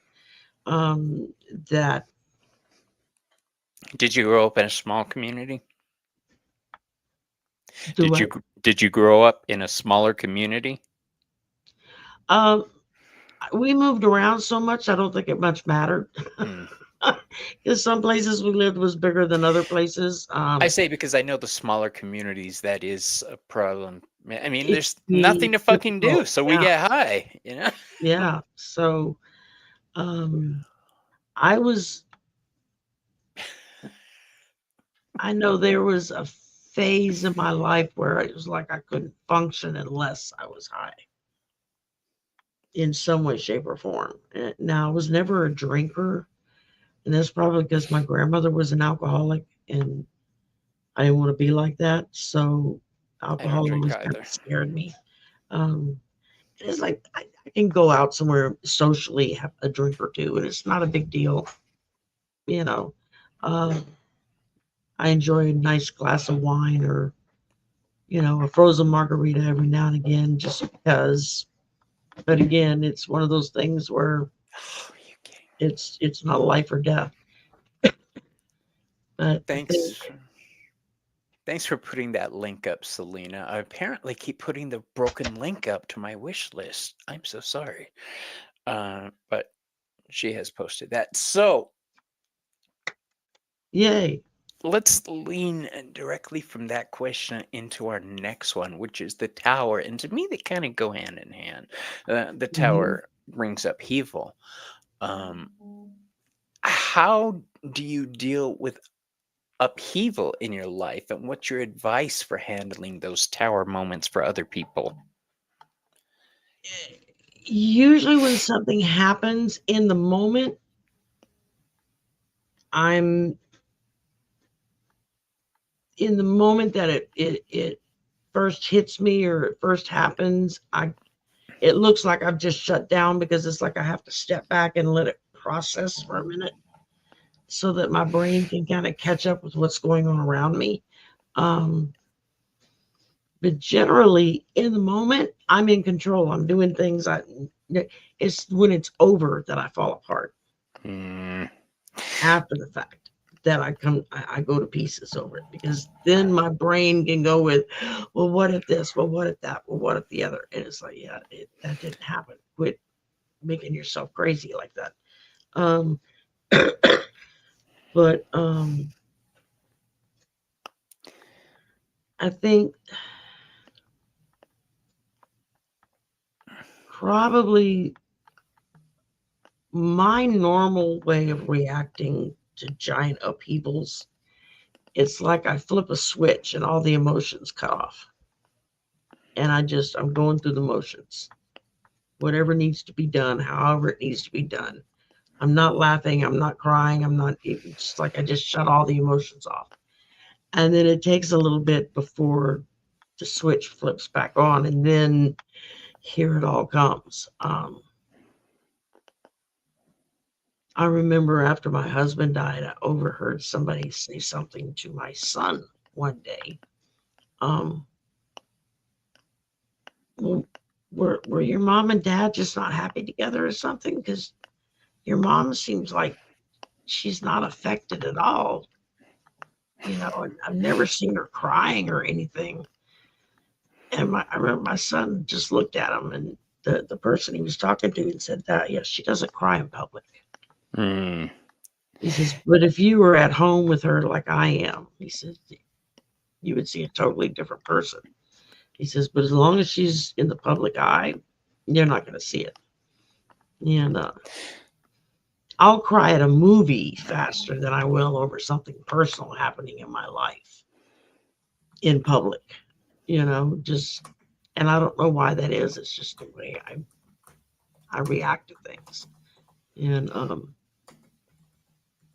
I'm weird like that. I guess I don't know. Just you have I the tend to ability, it internalize. sounds like, to compartmentalize Yeah, as needed. You yeah, handle things when they need to be handled, and you'll deal with the fallout from it when you have a breath. Now is not the yeah, time for that. I do the same freaking thing, the same yeah. thing.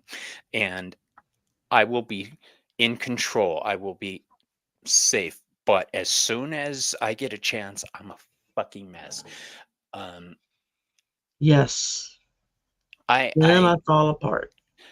I, And there's very few people that know me that have ever seen me get to that stage. when COVID hit, my partner, his niece, posted something. We had just come from their house, and she posted um, something about having COVID. It's really bad.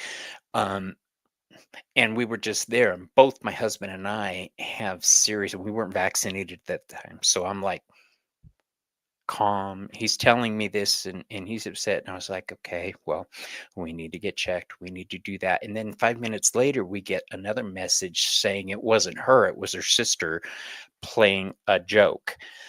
Um, and as soon as I saw that, I lost my shit. I was just Yeah, that's crying. not I funny. thought I was going to lose my life and my husband's life. But in the moment, totally calm. Yeah. Yeah. So I get it. We're so much alike, it's eerie. It's like I I dig found you my so twin. much, chick. I really Yeah. do. Um, But shoot. Oh, I'll have to go back and add the link. It's not letting me save it right now. So, where are we at now? We've got that tower. And how would you advise people to handle those tower moments? Well, normally what I've told people before is, and what I try to steer people to is like, it's happened, you can't change it. So you just have to deal with what's happening in the moment. If you're in a position where you can let it all out and lose your shit, do it. But if you're in a position where you need to kind of pull it in and take care of business, then do that. That's the right thing And to then say. after you take care of business, go Lose your wherever you shit. go and lose your shit and Yeah. just let it all yell, scream, cry, whatever you need to do. But Yeah. I think it's being able to internalize coming apart at the seams while you're dealing with it, and because there are things, depending on whatever it is, there are things that have to be taken care of in the moment. And so Yeah, is it crying and freaking out, and sometimes it's unavoidable, but is the energy you're spending on the freak out helping you get through the current trauma? If not, and it's hard to think like in the moment like that, but I've been through so last much year. bullshit in my life, I've learned to Yeah, just handle things and then stress afterwards. it's like my son just turned 41 back in February, and last uh, a year ago, May, June, whatever it was, he had a heart attack. Your son. Yes, my at the time 40-year-old son freaked me out. I was on air live with some other readers. It wasn't my channel. I was a guest on their channel, and we're talking and laughing and cutting up, and I hear him call my name, and it was just the way he said it. All my alarm bells went off, Mm. and I'm like, give me a minute, I'll be right back. And I got up and I walked, and when I went around my curtain towards his room, and I could see his face, and it was like something was wrong. Ash, And then yeah. he's like, I can't catch my breath. I can't feel my arm. And I'm like, at that point, I'm like, oh, holy shit, you're having a heart attack. And I remember running back to the computer and everybody, talking and stuff. And I said, family emergency, I have to go. I'll talk to you later. Bye. And I literally disconnected everything, put him in the car, and took off like a bat out of hell, get him to the hospital. And couple of hours go by. They took him right away. Boom, boom, boom. And it's a hereditary thing because there was heart disease on I his was gonna dad's side ask, was and it on our congenital? side. And yeah, so and it just had never showed itself up until that point. And so he's had to learn to adjust his life a little bit to it. But in the moment, the first couple of hours we were there, and of course they had him in a room where they had him on monitors and everything. And then finally it got to the point where things were kind of stabilizing, and he was like, Mom, why don't you go smoke a cigarette, go get a Coke or something, go walk it off. He says, you're making me nuts just sitting here. Yeah. Because I was in the room with him. I'm like, okay. So when I left the hospital and went out towards the car, of course, turned my phone on, and it's like blowing up at that point because there were people watching the live who saw me freak out and knew something had happened and they Yeah. didn't know what. So it was already going around and everybody's flipping out. Nobody's heard from me. Nobody can get a text back from me, nothing. And so when I get back out to the car and I turn my phone on and my phone's blowing up. And uh, Helen, she's under Irish Granny Helen. She lives up in the Northwest. And she because I was on air with her, and so I sent her a text and said, "This is what's going on." Next thing I know, my phone was ringing, and it's like 3 a.m. at this point, and this woman is up 1 a.m. her time, talking me down on the phone, and I will be forever grateful to her for the rest of my life because she kind of brought sanity back to me in that moment because I was in pure freak out mode and I didn't know what was going to happen or anything like that. And then a couple of hours later, I'm getting a call from Marina um, for the second talk down, and calm me down. And so it Word was gets out. just, So I was yeah. on air Mhm. one night on somebody's channel also. I think it was somebody else's channel. But my husband came into my studio here and he says Amaya's or Griselda, my niece, Griselda's been in an accident with the kids. And that's all I heard. And I gotta go. My niece's been in an accident. Slammed the thing down and went. My niece and my little 7-year-old niece broke both her wrists. It was a Sorry. bad accident. The Yeah. baby was in the car. He had just been born. It was really Yeah. scary. But yeah, I bring that up because I was live when that happened too. I think Maruta was there. Um, a few of the people were there. I can't remember quite who, but yeah, there's that. But that's a negative thing. We're gonna dip away from that. Let's go back into the positive. Looking back, who would you say was your guiding light? This is the star My card. mom. My Tr- mom. I'm trying to make it. There it is. Your mom. And Yeah. why would you say she was your guiding light? In what sense? She was a single mom with 2 kids, doing it on her own. She learned to do everything herself because God knows we couldn't afford to pay somebody to do something. Um, I watched her go into a car and take out the water pump, pull it apart, fix it, and put it back in. Drove the See, that men was in the my neighborhood grandma. crazy. That was my mother. Yeah. When my late husband, we first dated, first time he met her, she had the carburetor out of the car. And in a million pieces across the dining room table, every little screw, every bolt, everything was marked and numbered what order she took it off in. And we came in and he walked over, was looking at it. She's like, "Don't touch anything." He's like, "No, I'm not going to touch anything." He's like, "What are you doing?" She says, "I'm fixing the carburetor." Well, He there you did have it. mechanic work. So he was like, "Okay." He's just, I'm like, she figures it out on her own. But, That was my grandma. you know, She got shit done. yeah, I mean, my mom, like I said, raised 2 kids by herself. And um, she always said later on in life that her greatest accomplishment when both her kids got a college education. This was somebody that never finished high school, you know. That is Um, impressive.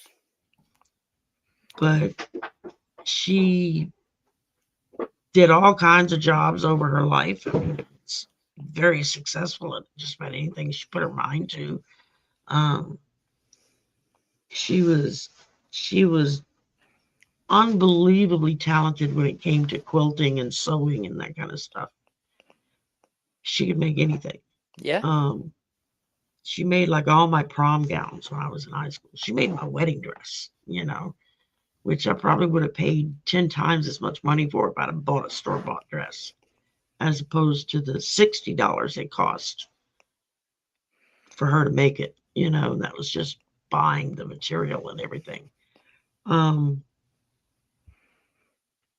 but she always, I mean, there were a few times over her life that I saw her kind of lose her shit and break down, but I could have counted on one hand the times I ever saw it happen. She always had it together. and she was the boss. My mama raised 3 kids by herself from the time I was Mhm. 9 years old. So, Yeah, I I mean, saw her kick somebody's ass one time. My mom, my quiet mama, we went she to. threw a drunk out of a bar one night Really? That's phenomenal. because he was picking on my grandmother. My her sister was the bartender, and my mother and my grandmother, their mom, had gone over to go hang out and wait for her sister to close the bar and get off. And they're sitting there at the bar, and some guy kept walking up and down. And every time he would pass my grandmother, he would bump into her real hard and make her go into the bar. And it's like about the third time it happened. My mom turned around and said, "If you do it again, you'll regret it." Now my mother was 5 feet, weighed 100 pounds, soaking wet. Mhm. This big around. And this was some big old guy. Well, he comes back by a few minutes later and proceeds to do the same thing again. Before he even knew what hit him, she jumped up off that stool. She grabbed him by the back of his shirt collar and by his pants, his belt buckle, and she just started running him. And she ran him all the way down the length of the bar and dead into the wall. Boom. And then she pulled him back, turned him, and just as she was running for the door, somebody opened the door to walk in. And so she just kept going with him and tossed his ass out the door. Did this and went back, and it was like the whole place you could have heard pin drop. I mean, my aunt was like, it was the most beautiful thing I've ever seen. And my big sister just threw that drunk out. And but that was her. She just didn't put up with any BS. She just didn't tolerate it. She didn't have the time or the energy for it. So Well, it's obvious that she was a strong woman because just look at you.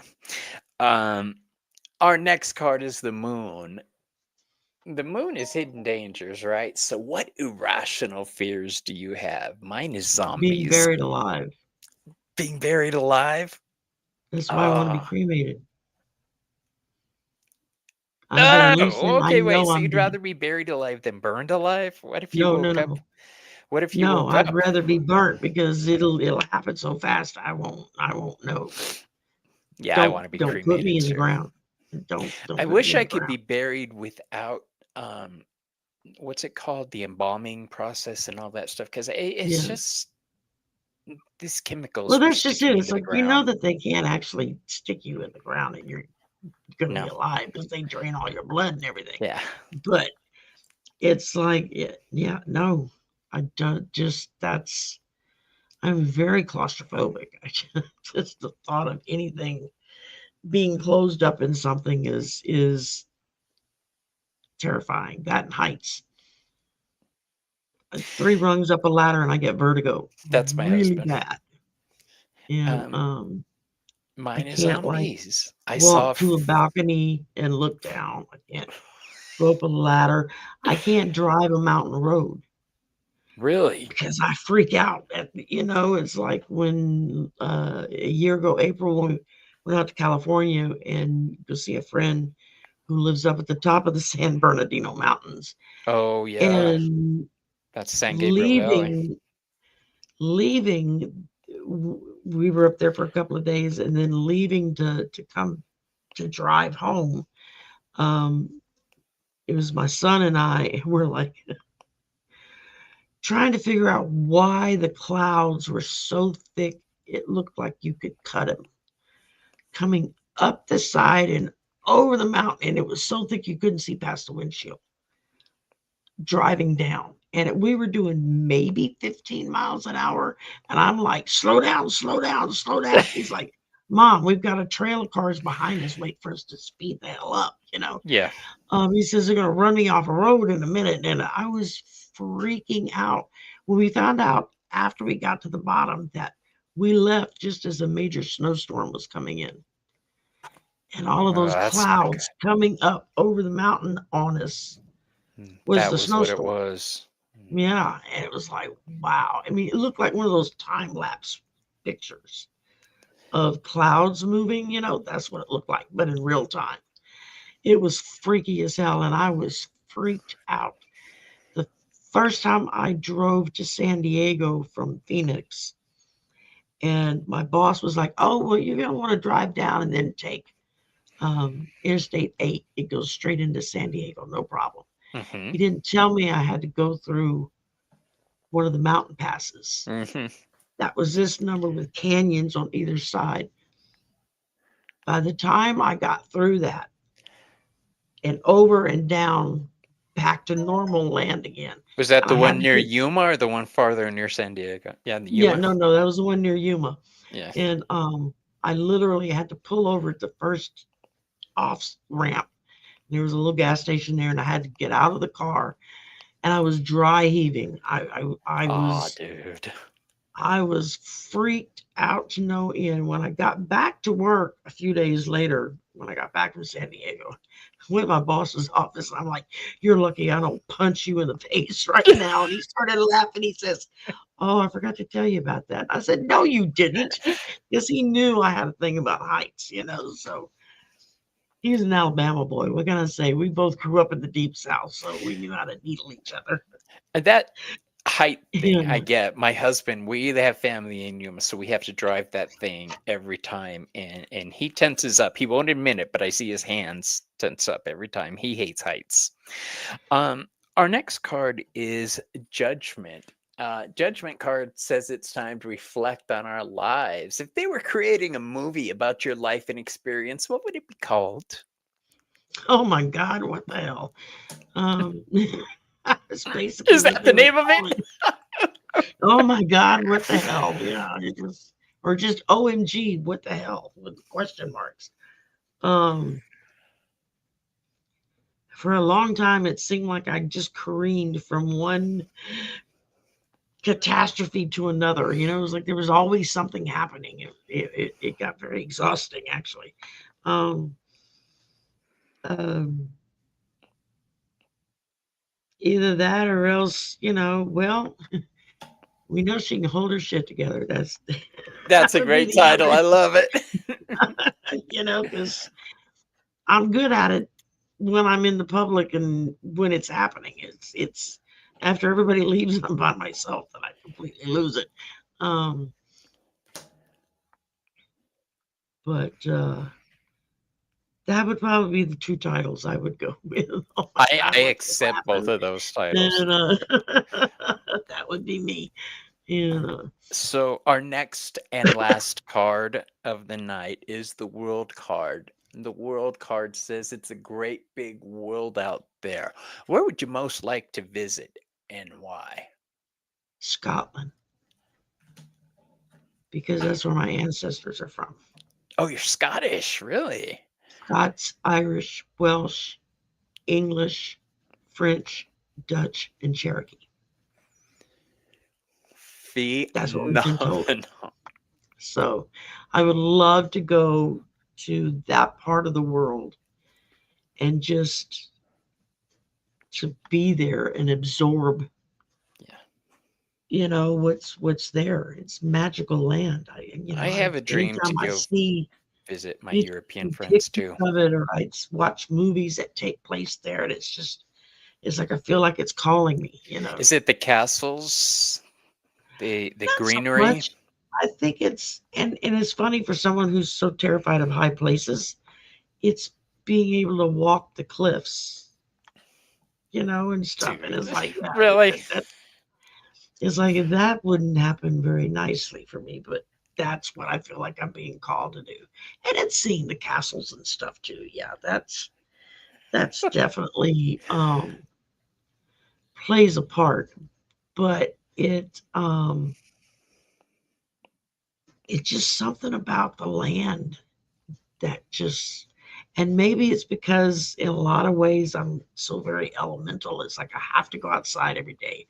I have to be out in nature, some way, shape, or form. I have to absorb that energy in order to function normally, regardless. And it's just, it's like every time I see pictures or movies or anything in that area, Hmm. I literally feel the pull, of come home. The movie that made me want to go to Scotland, High Spirits. That's what it was with Daryl Hannah. Um, I don't think I've seen that one. it's Steve Guttenberg and Daryl Hannah. It's from like the 80s when they're Okay. trying to draw business into this castle in Scotland. So they try to create ghosts and stuff. But it turns out the castle's really, it's a comedy. It's really funny. Um, yeah. Well, we've reached the end of our card journey for tonight. I do have a Oh, couple wow. It questions. only took 2 hours. Right, but I wasn't going to let I you told you I go, talked girl. too much. Mm-mm. I was expecting us to get into it tonight. Maru says, "I love High Spirits. It's a good movie." Yeah, it is. I'll have to So go back and look at it. I've probably seen it. It's just not ringing any bells with me right now. But I'm sure you'd recognize it. It had a young Liam Neeson in it as the main ghost. It's a really funny movie. Um, yeah, and my husband and I are both movie buffs. So I mean, that's we spent our spare time was watching movies. We we always had all the movie watch channels and everything. So we watch an um, awful lot of superhero movies. We've that seen too. Endgame so many times. Times. I like to go in now and watch the reaction videos that people took in the theater on like opening day or opening night, When especially of Captain Endgame. America says It's Avengers. a yeah, assemble. Assemble. It's like we Yeah. waited 10 freaking Yeah. years for him to say that damn line. Um, when he caught the, I mean, just so many things that we went on opening day. Me, my son, and a friend of his. It was my treat. I'm like, we got to go see it. Gonna go opening day. We went opening day, and there were parts where I don't remember doing it. He was like, "Mom, do you realize you actually screamed out loud?" Yeah. Like when Black Black Widow makes her sacrifice. He said, "You literally leapt to your feet and screamed, no!" I don't remember doing that. Dude, Um, really? and and so many of the other, I mean, and of course, everybody else in the theater was yelling and screaming and whatnot, carrying on. But now I've seen the movie so many times that I can recite it We chapter and do. verse, you That's one know. of our favorite things to do Um, is sit there and recite the movie. that and Ragnarok, that's another one of my favorites. I love her in that movie. And but now I like to go back and watch. I mean, you can watch reactors that are watching it at home for the first time with a lot of movies or music, and I really enjoy doing that, especially when it's younger people watching stuff from my generation, and seeing them like, wow.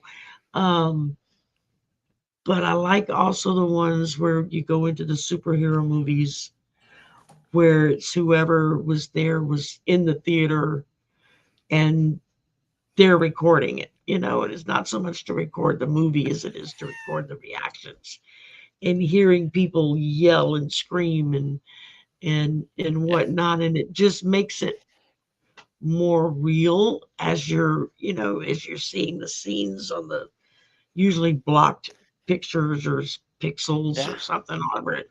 So, So but my I other enjoy favorite doing movie that. to watch is Shang-Chi. I don't know if you like that one. Um, the martial Yeah, arts the dude. Ten Rings. Yeah, Ten that was Rings. awesome, man. That was Phenomenal so movie. great. I did not know if I was gonna like that one or not, but Me I neither. was blown away by it because it was kind of like a come down everything else after Endgame because it was like they're all gone. And of course, Well, they're setting up the next RDJ is round. now back playing the bad guy. So in the next You heard phase of there stuff, about the rest of the Marvel cast, though. They're making the jump to DC. yeah, and I'm, a I'm bunch s- of them. What yeah, set a lot of them off was the actor that plays Hawkeye. yeah. Jeremy He Renner. did that. Yeah, he did the first season of Hawkeye, which was fantastic. And then when they finally decided to renew it, and they were offering it to him at like half the salary and everything, he's like, no, you know. Mm. Same thing And with Deadpool. Deadpool, they started changing everything on him, and he didn't make a fuss. He didn't do anything. He just shut down and walked away. I was yeah, supposed to do a website with somebody, and it turned into something I did not yeah, expect. It's not what I planned. It's not what I wanted, and um, it was very AI driven and wasn't teaching divination in the way I wanted it to. So I basically said, "Well, it's a great site. Have at it." That's not what I want though. Um, yeah, but yeah, if something doesn't float your boat, walk away from it. yeah. I mean, and it's, it's like I can't, it makes me proud of the fact that all of his co-workers on it that played all the other characters, that they all stood up and backed him up. Yeah, Scarlett There were Johansson, when they Robert Downey started her Jr., shit, Chris they tried to Evans. Yeah, screw her out of all that money. 150 million, was that what it was? yeah, something like that. It was It's a lot of 150, 180, freaking a money. lot of money, because they were supposed to release it in the theater Yeah. and then 6 months later release it on Disney Plus. Well, the And whole they, problem, they tried to paint her as an evil woman for coming after them, but part of her contract said she would get reimbursed through theater sales. yeah, So when they went so directly to online, they screwed her and they yeah, kept all the money. So I'm a Marvel fan from way back, but Marvel, you fucked with my yeah. I Avengers. mean, it was like the minute Stan Lee passed is when that's when they started Yeah. pulling all the BS. Well, that's the way it And, happens in families too. When my great grandma and passed, yeah, I mean, we you lost had control of the family. Disney lost its head, Eichner, who was the one who was really behind the vision, Mm. for the Avengers and all of that, of letting it be done correctly and build each storyline as well as the ones together, um, in a really good way, and then the board got rid of him after Endgame and they started doing the other stuff.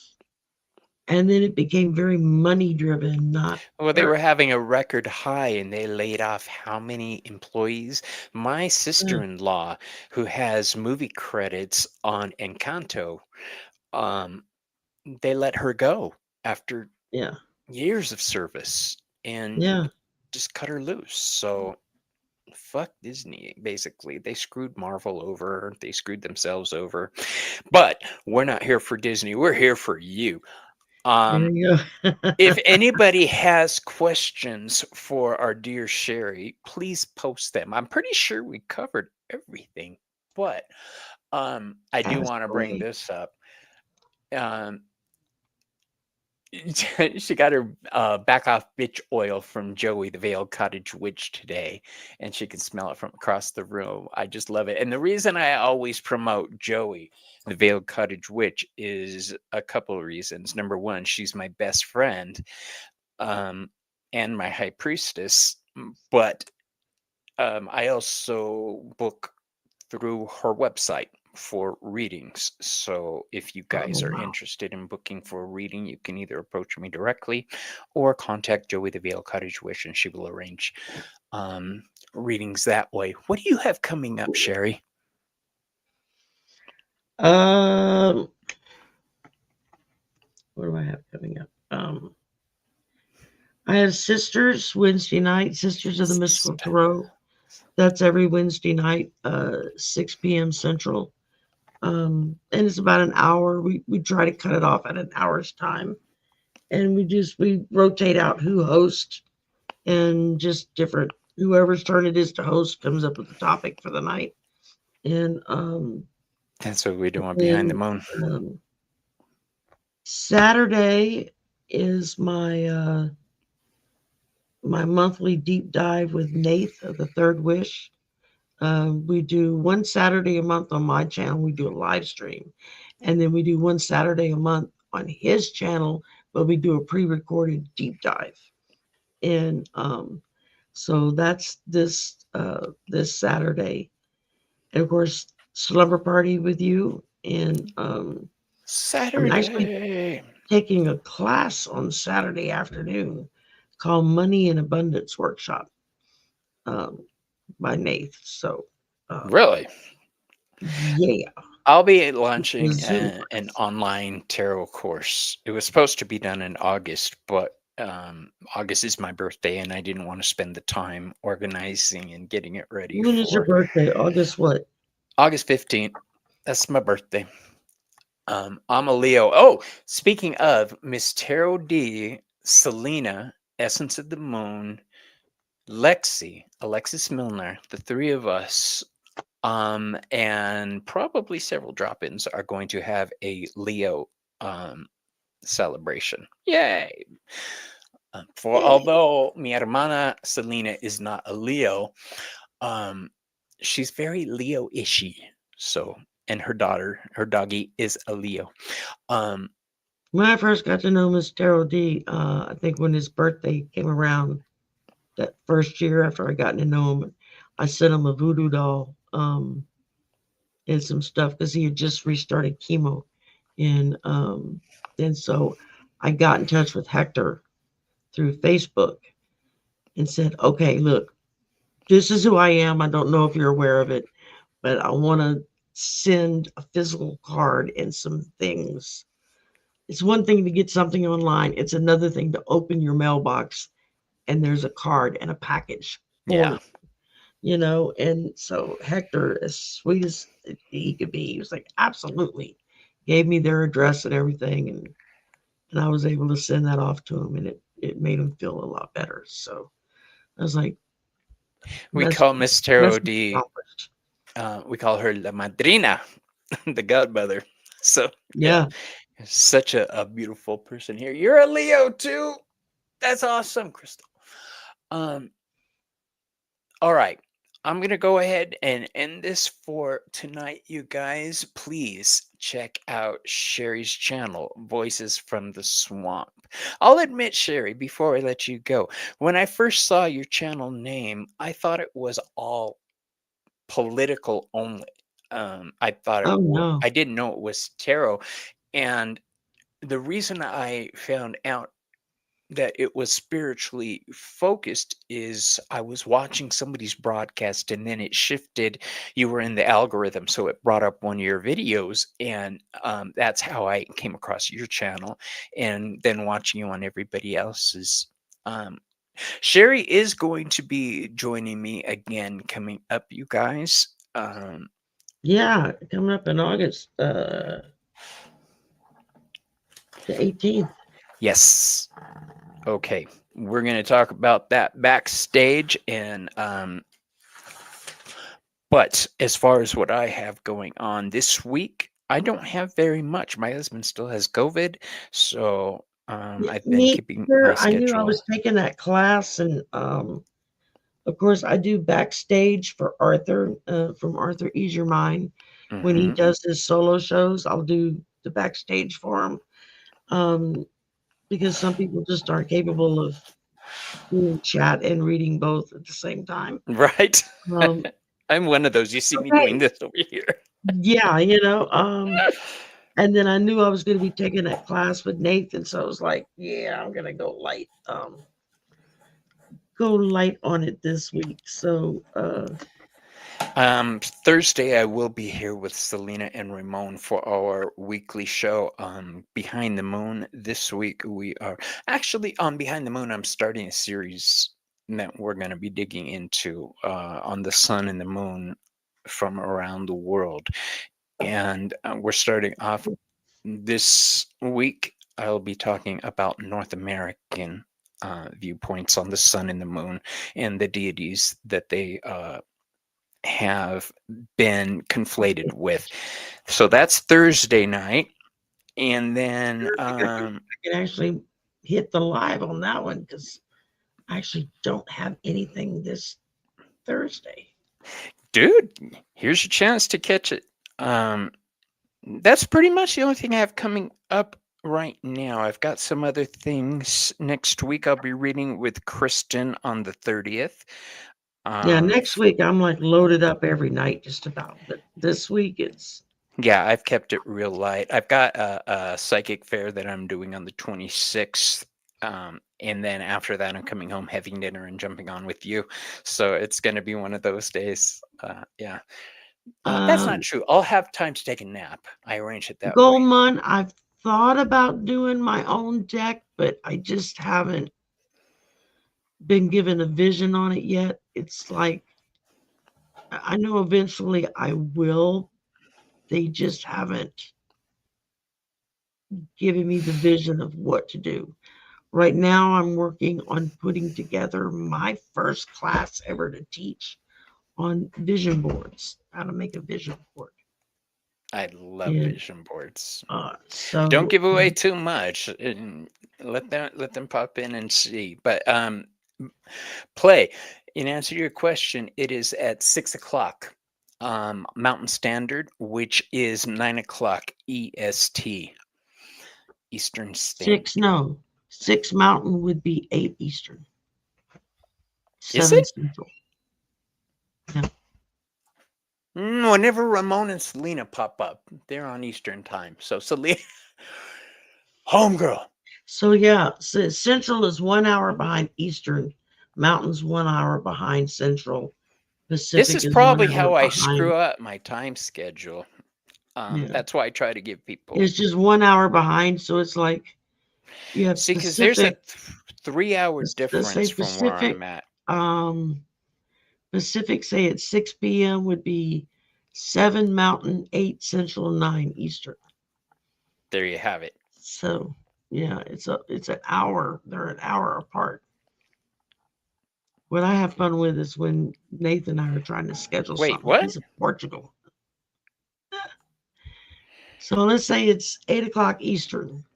That'll be 7 o'clock Central, 6 o'clock Mountain, 5 o'clock Pacific. Yes. You just back up an And if hour on you're each one. curious and I'm getting the times wrong, just hit the notification button and it'll give you a warning time on when the show's coming up. But I want to thank And I have everybody. a wonderful website that I can send you a link to. And when you're Yes. trying to schedule, there's a time converter. You can put Oh, in any 2 locations or more well, what I and have date, and it'll show you your time, their time. on my phone, I have those widgets set up. So, like Tucson, London, Tucson, Edinburgh, Tucson, Philadelphia, Tucson, Seattle. So, because I'm near Tucson time. So, this gives me, lets me know when I'm screwing up because I have a lot of clients that I work with in Europe too. So, that kind of, One of the things I loved about living in Phoenix when I was there for 10 years was I didn't have to change a damn clock. yeah, it It is was easier, fabulous. but it does create other problems. Anyway, you guys, we've been on for 2.5 hours now. I want to thank Shari for being here tonight. Please check out Shari Voices from the Swamp. And this Saturday, I will be on there with Shari, and probably 10 Ramon p.m. will be Central. popping in. Um, so check us out. We will see you on Yeah. the next video, everybody. Love you all, but I gotta go eat. Bye, everybody.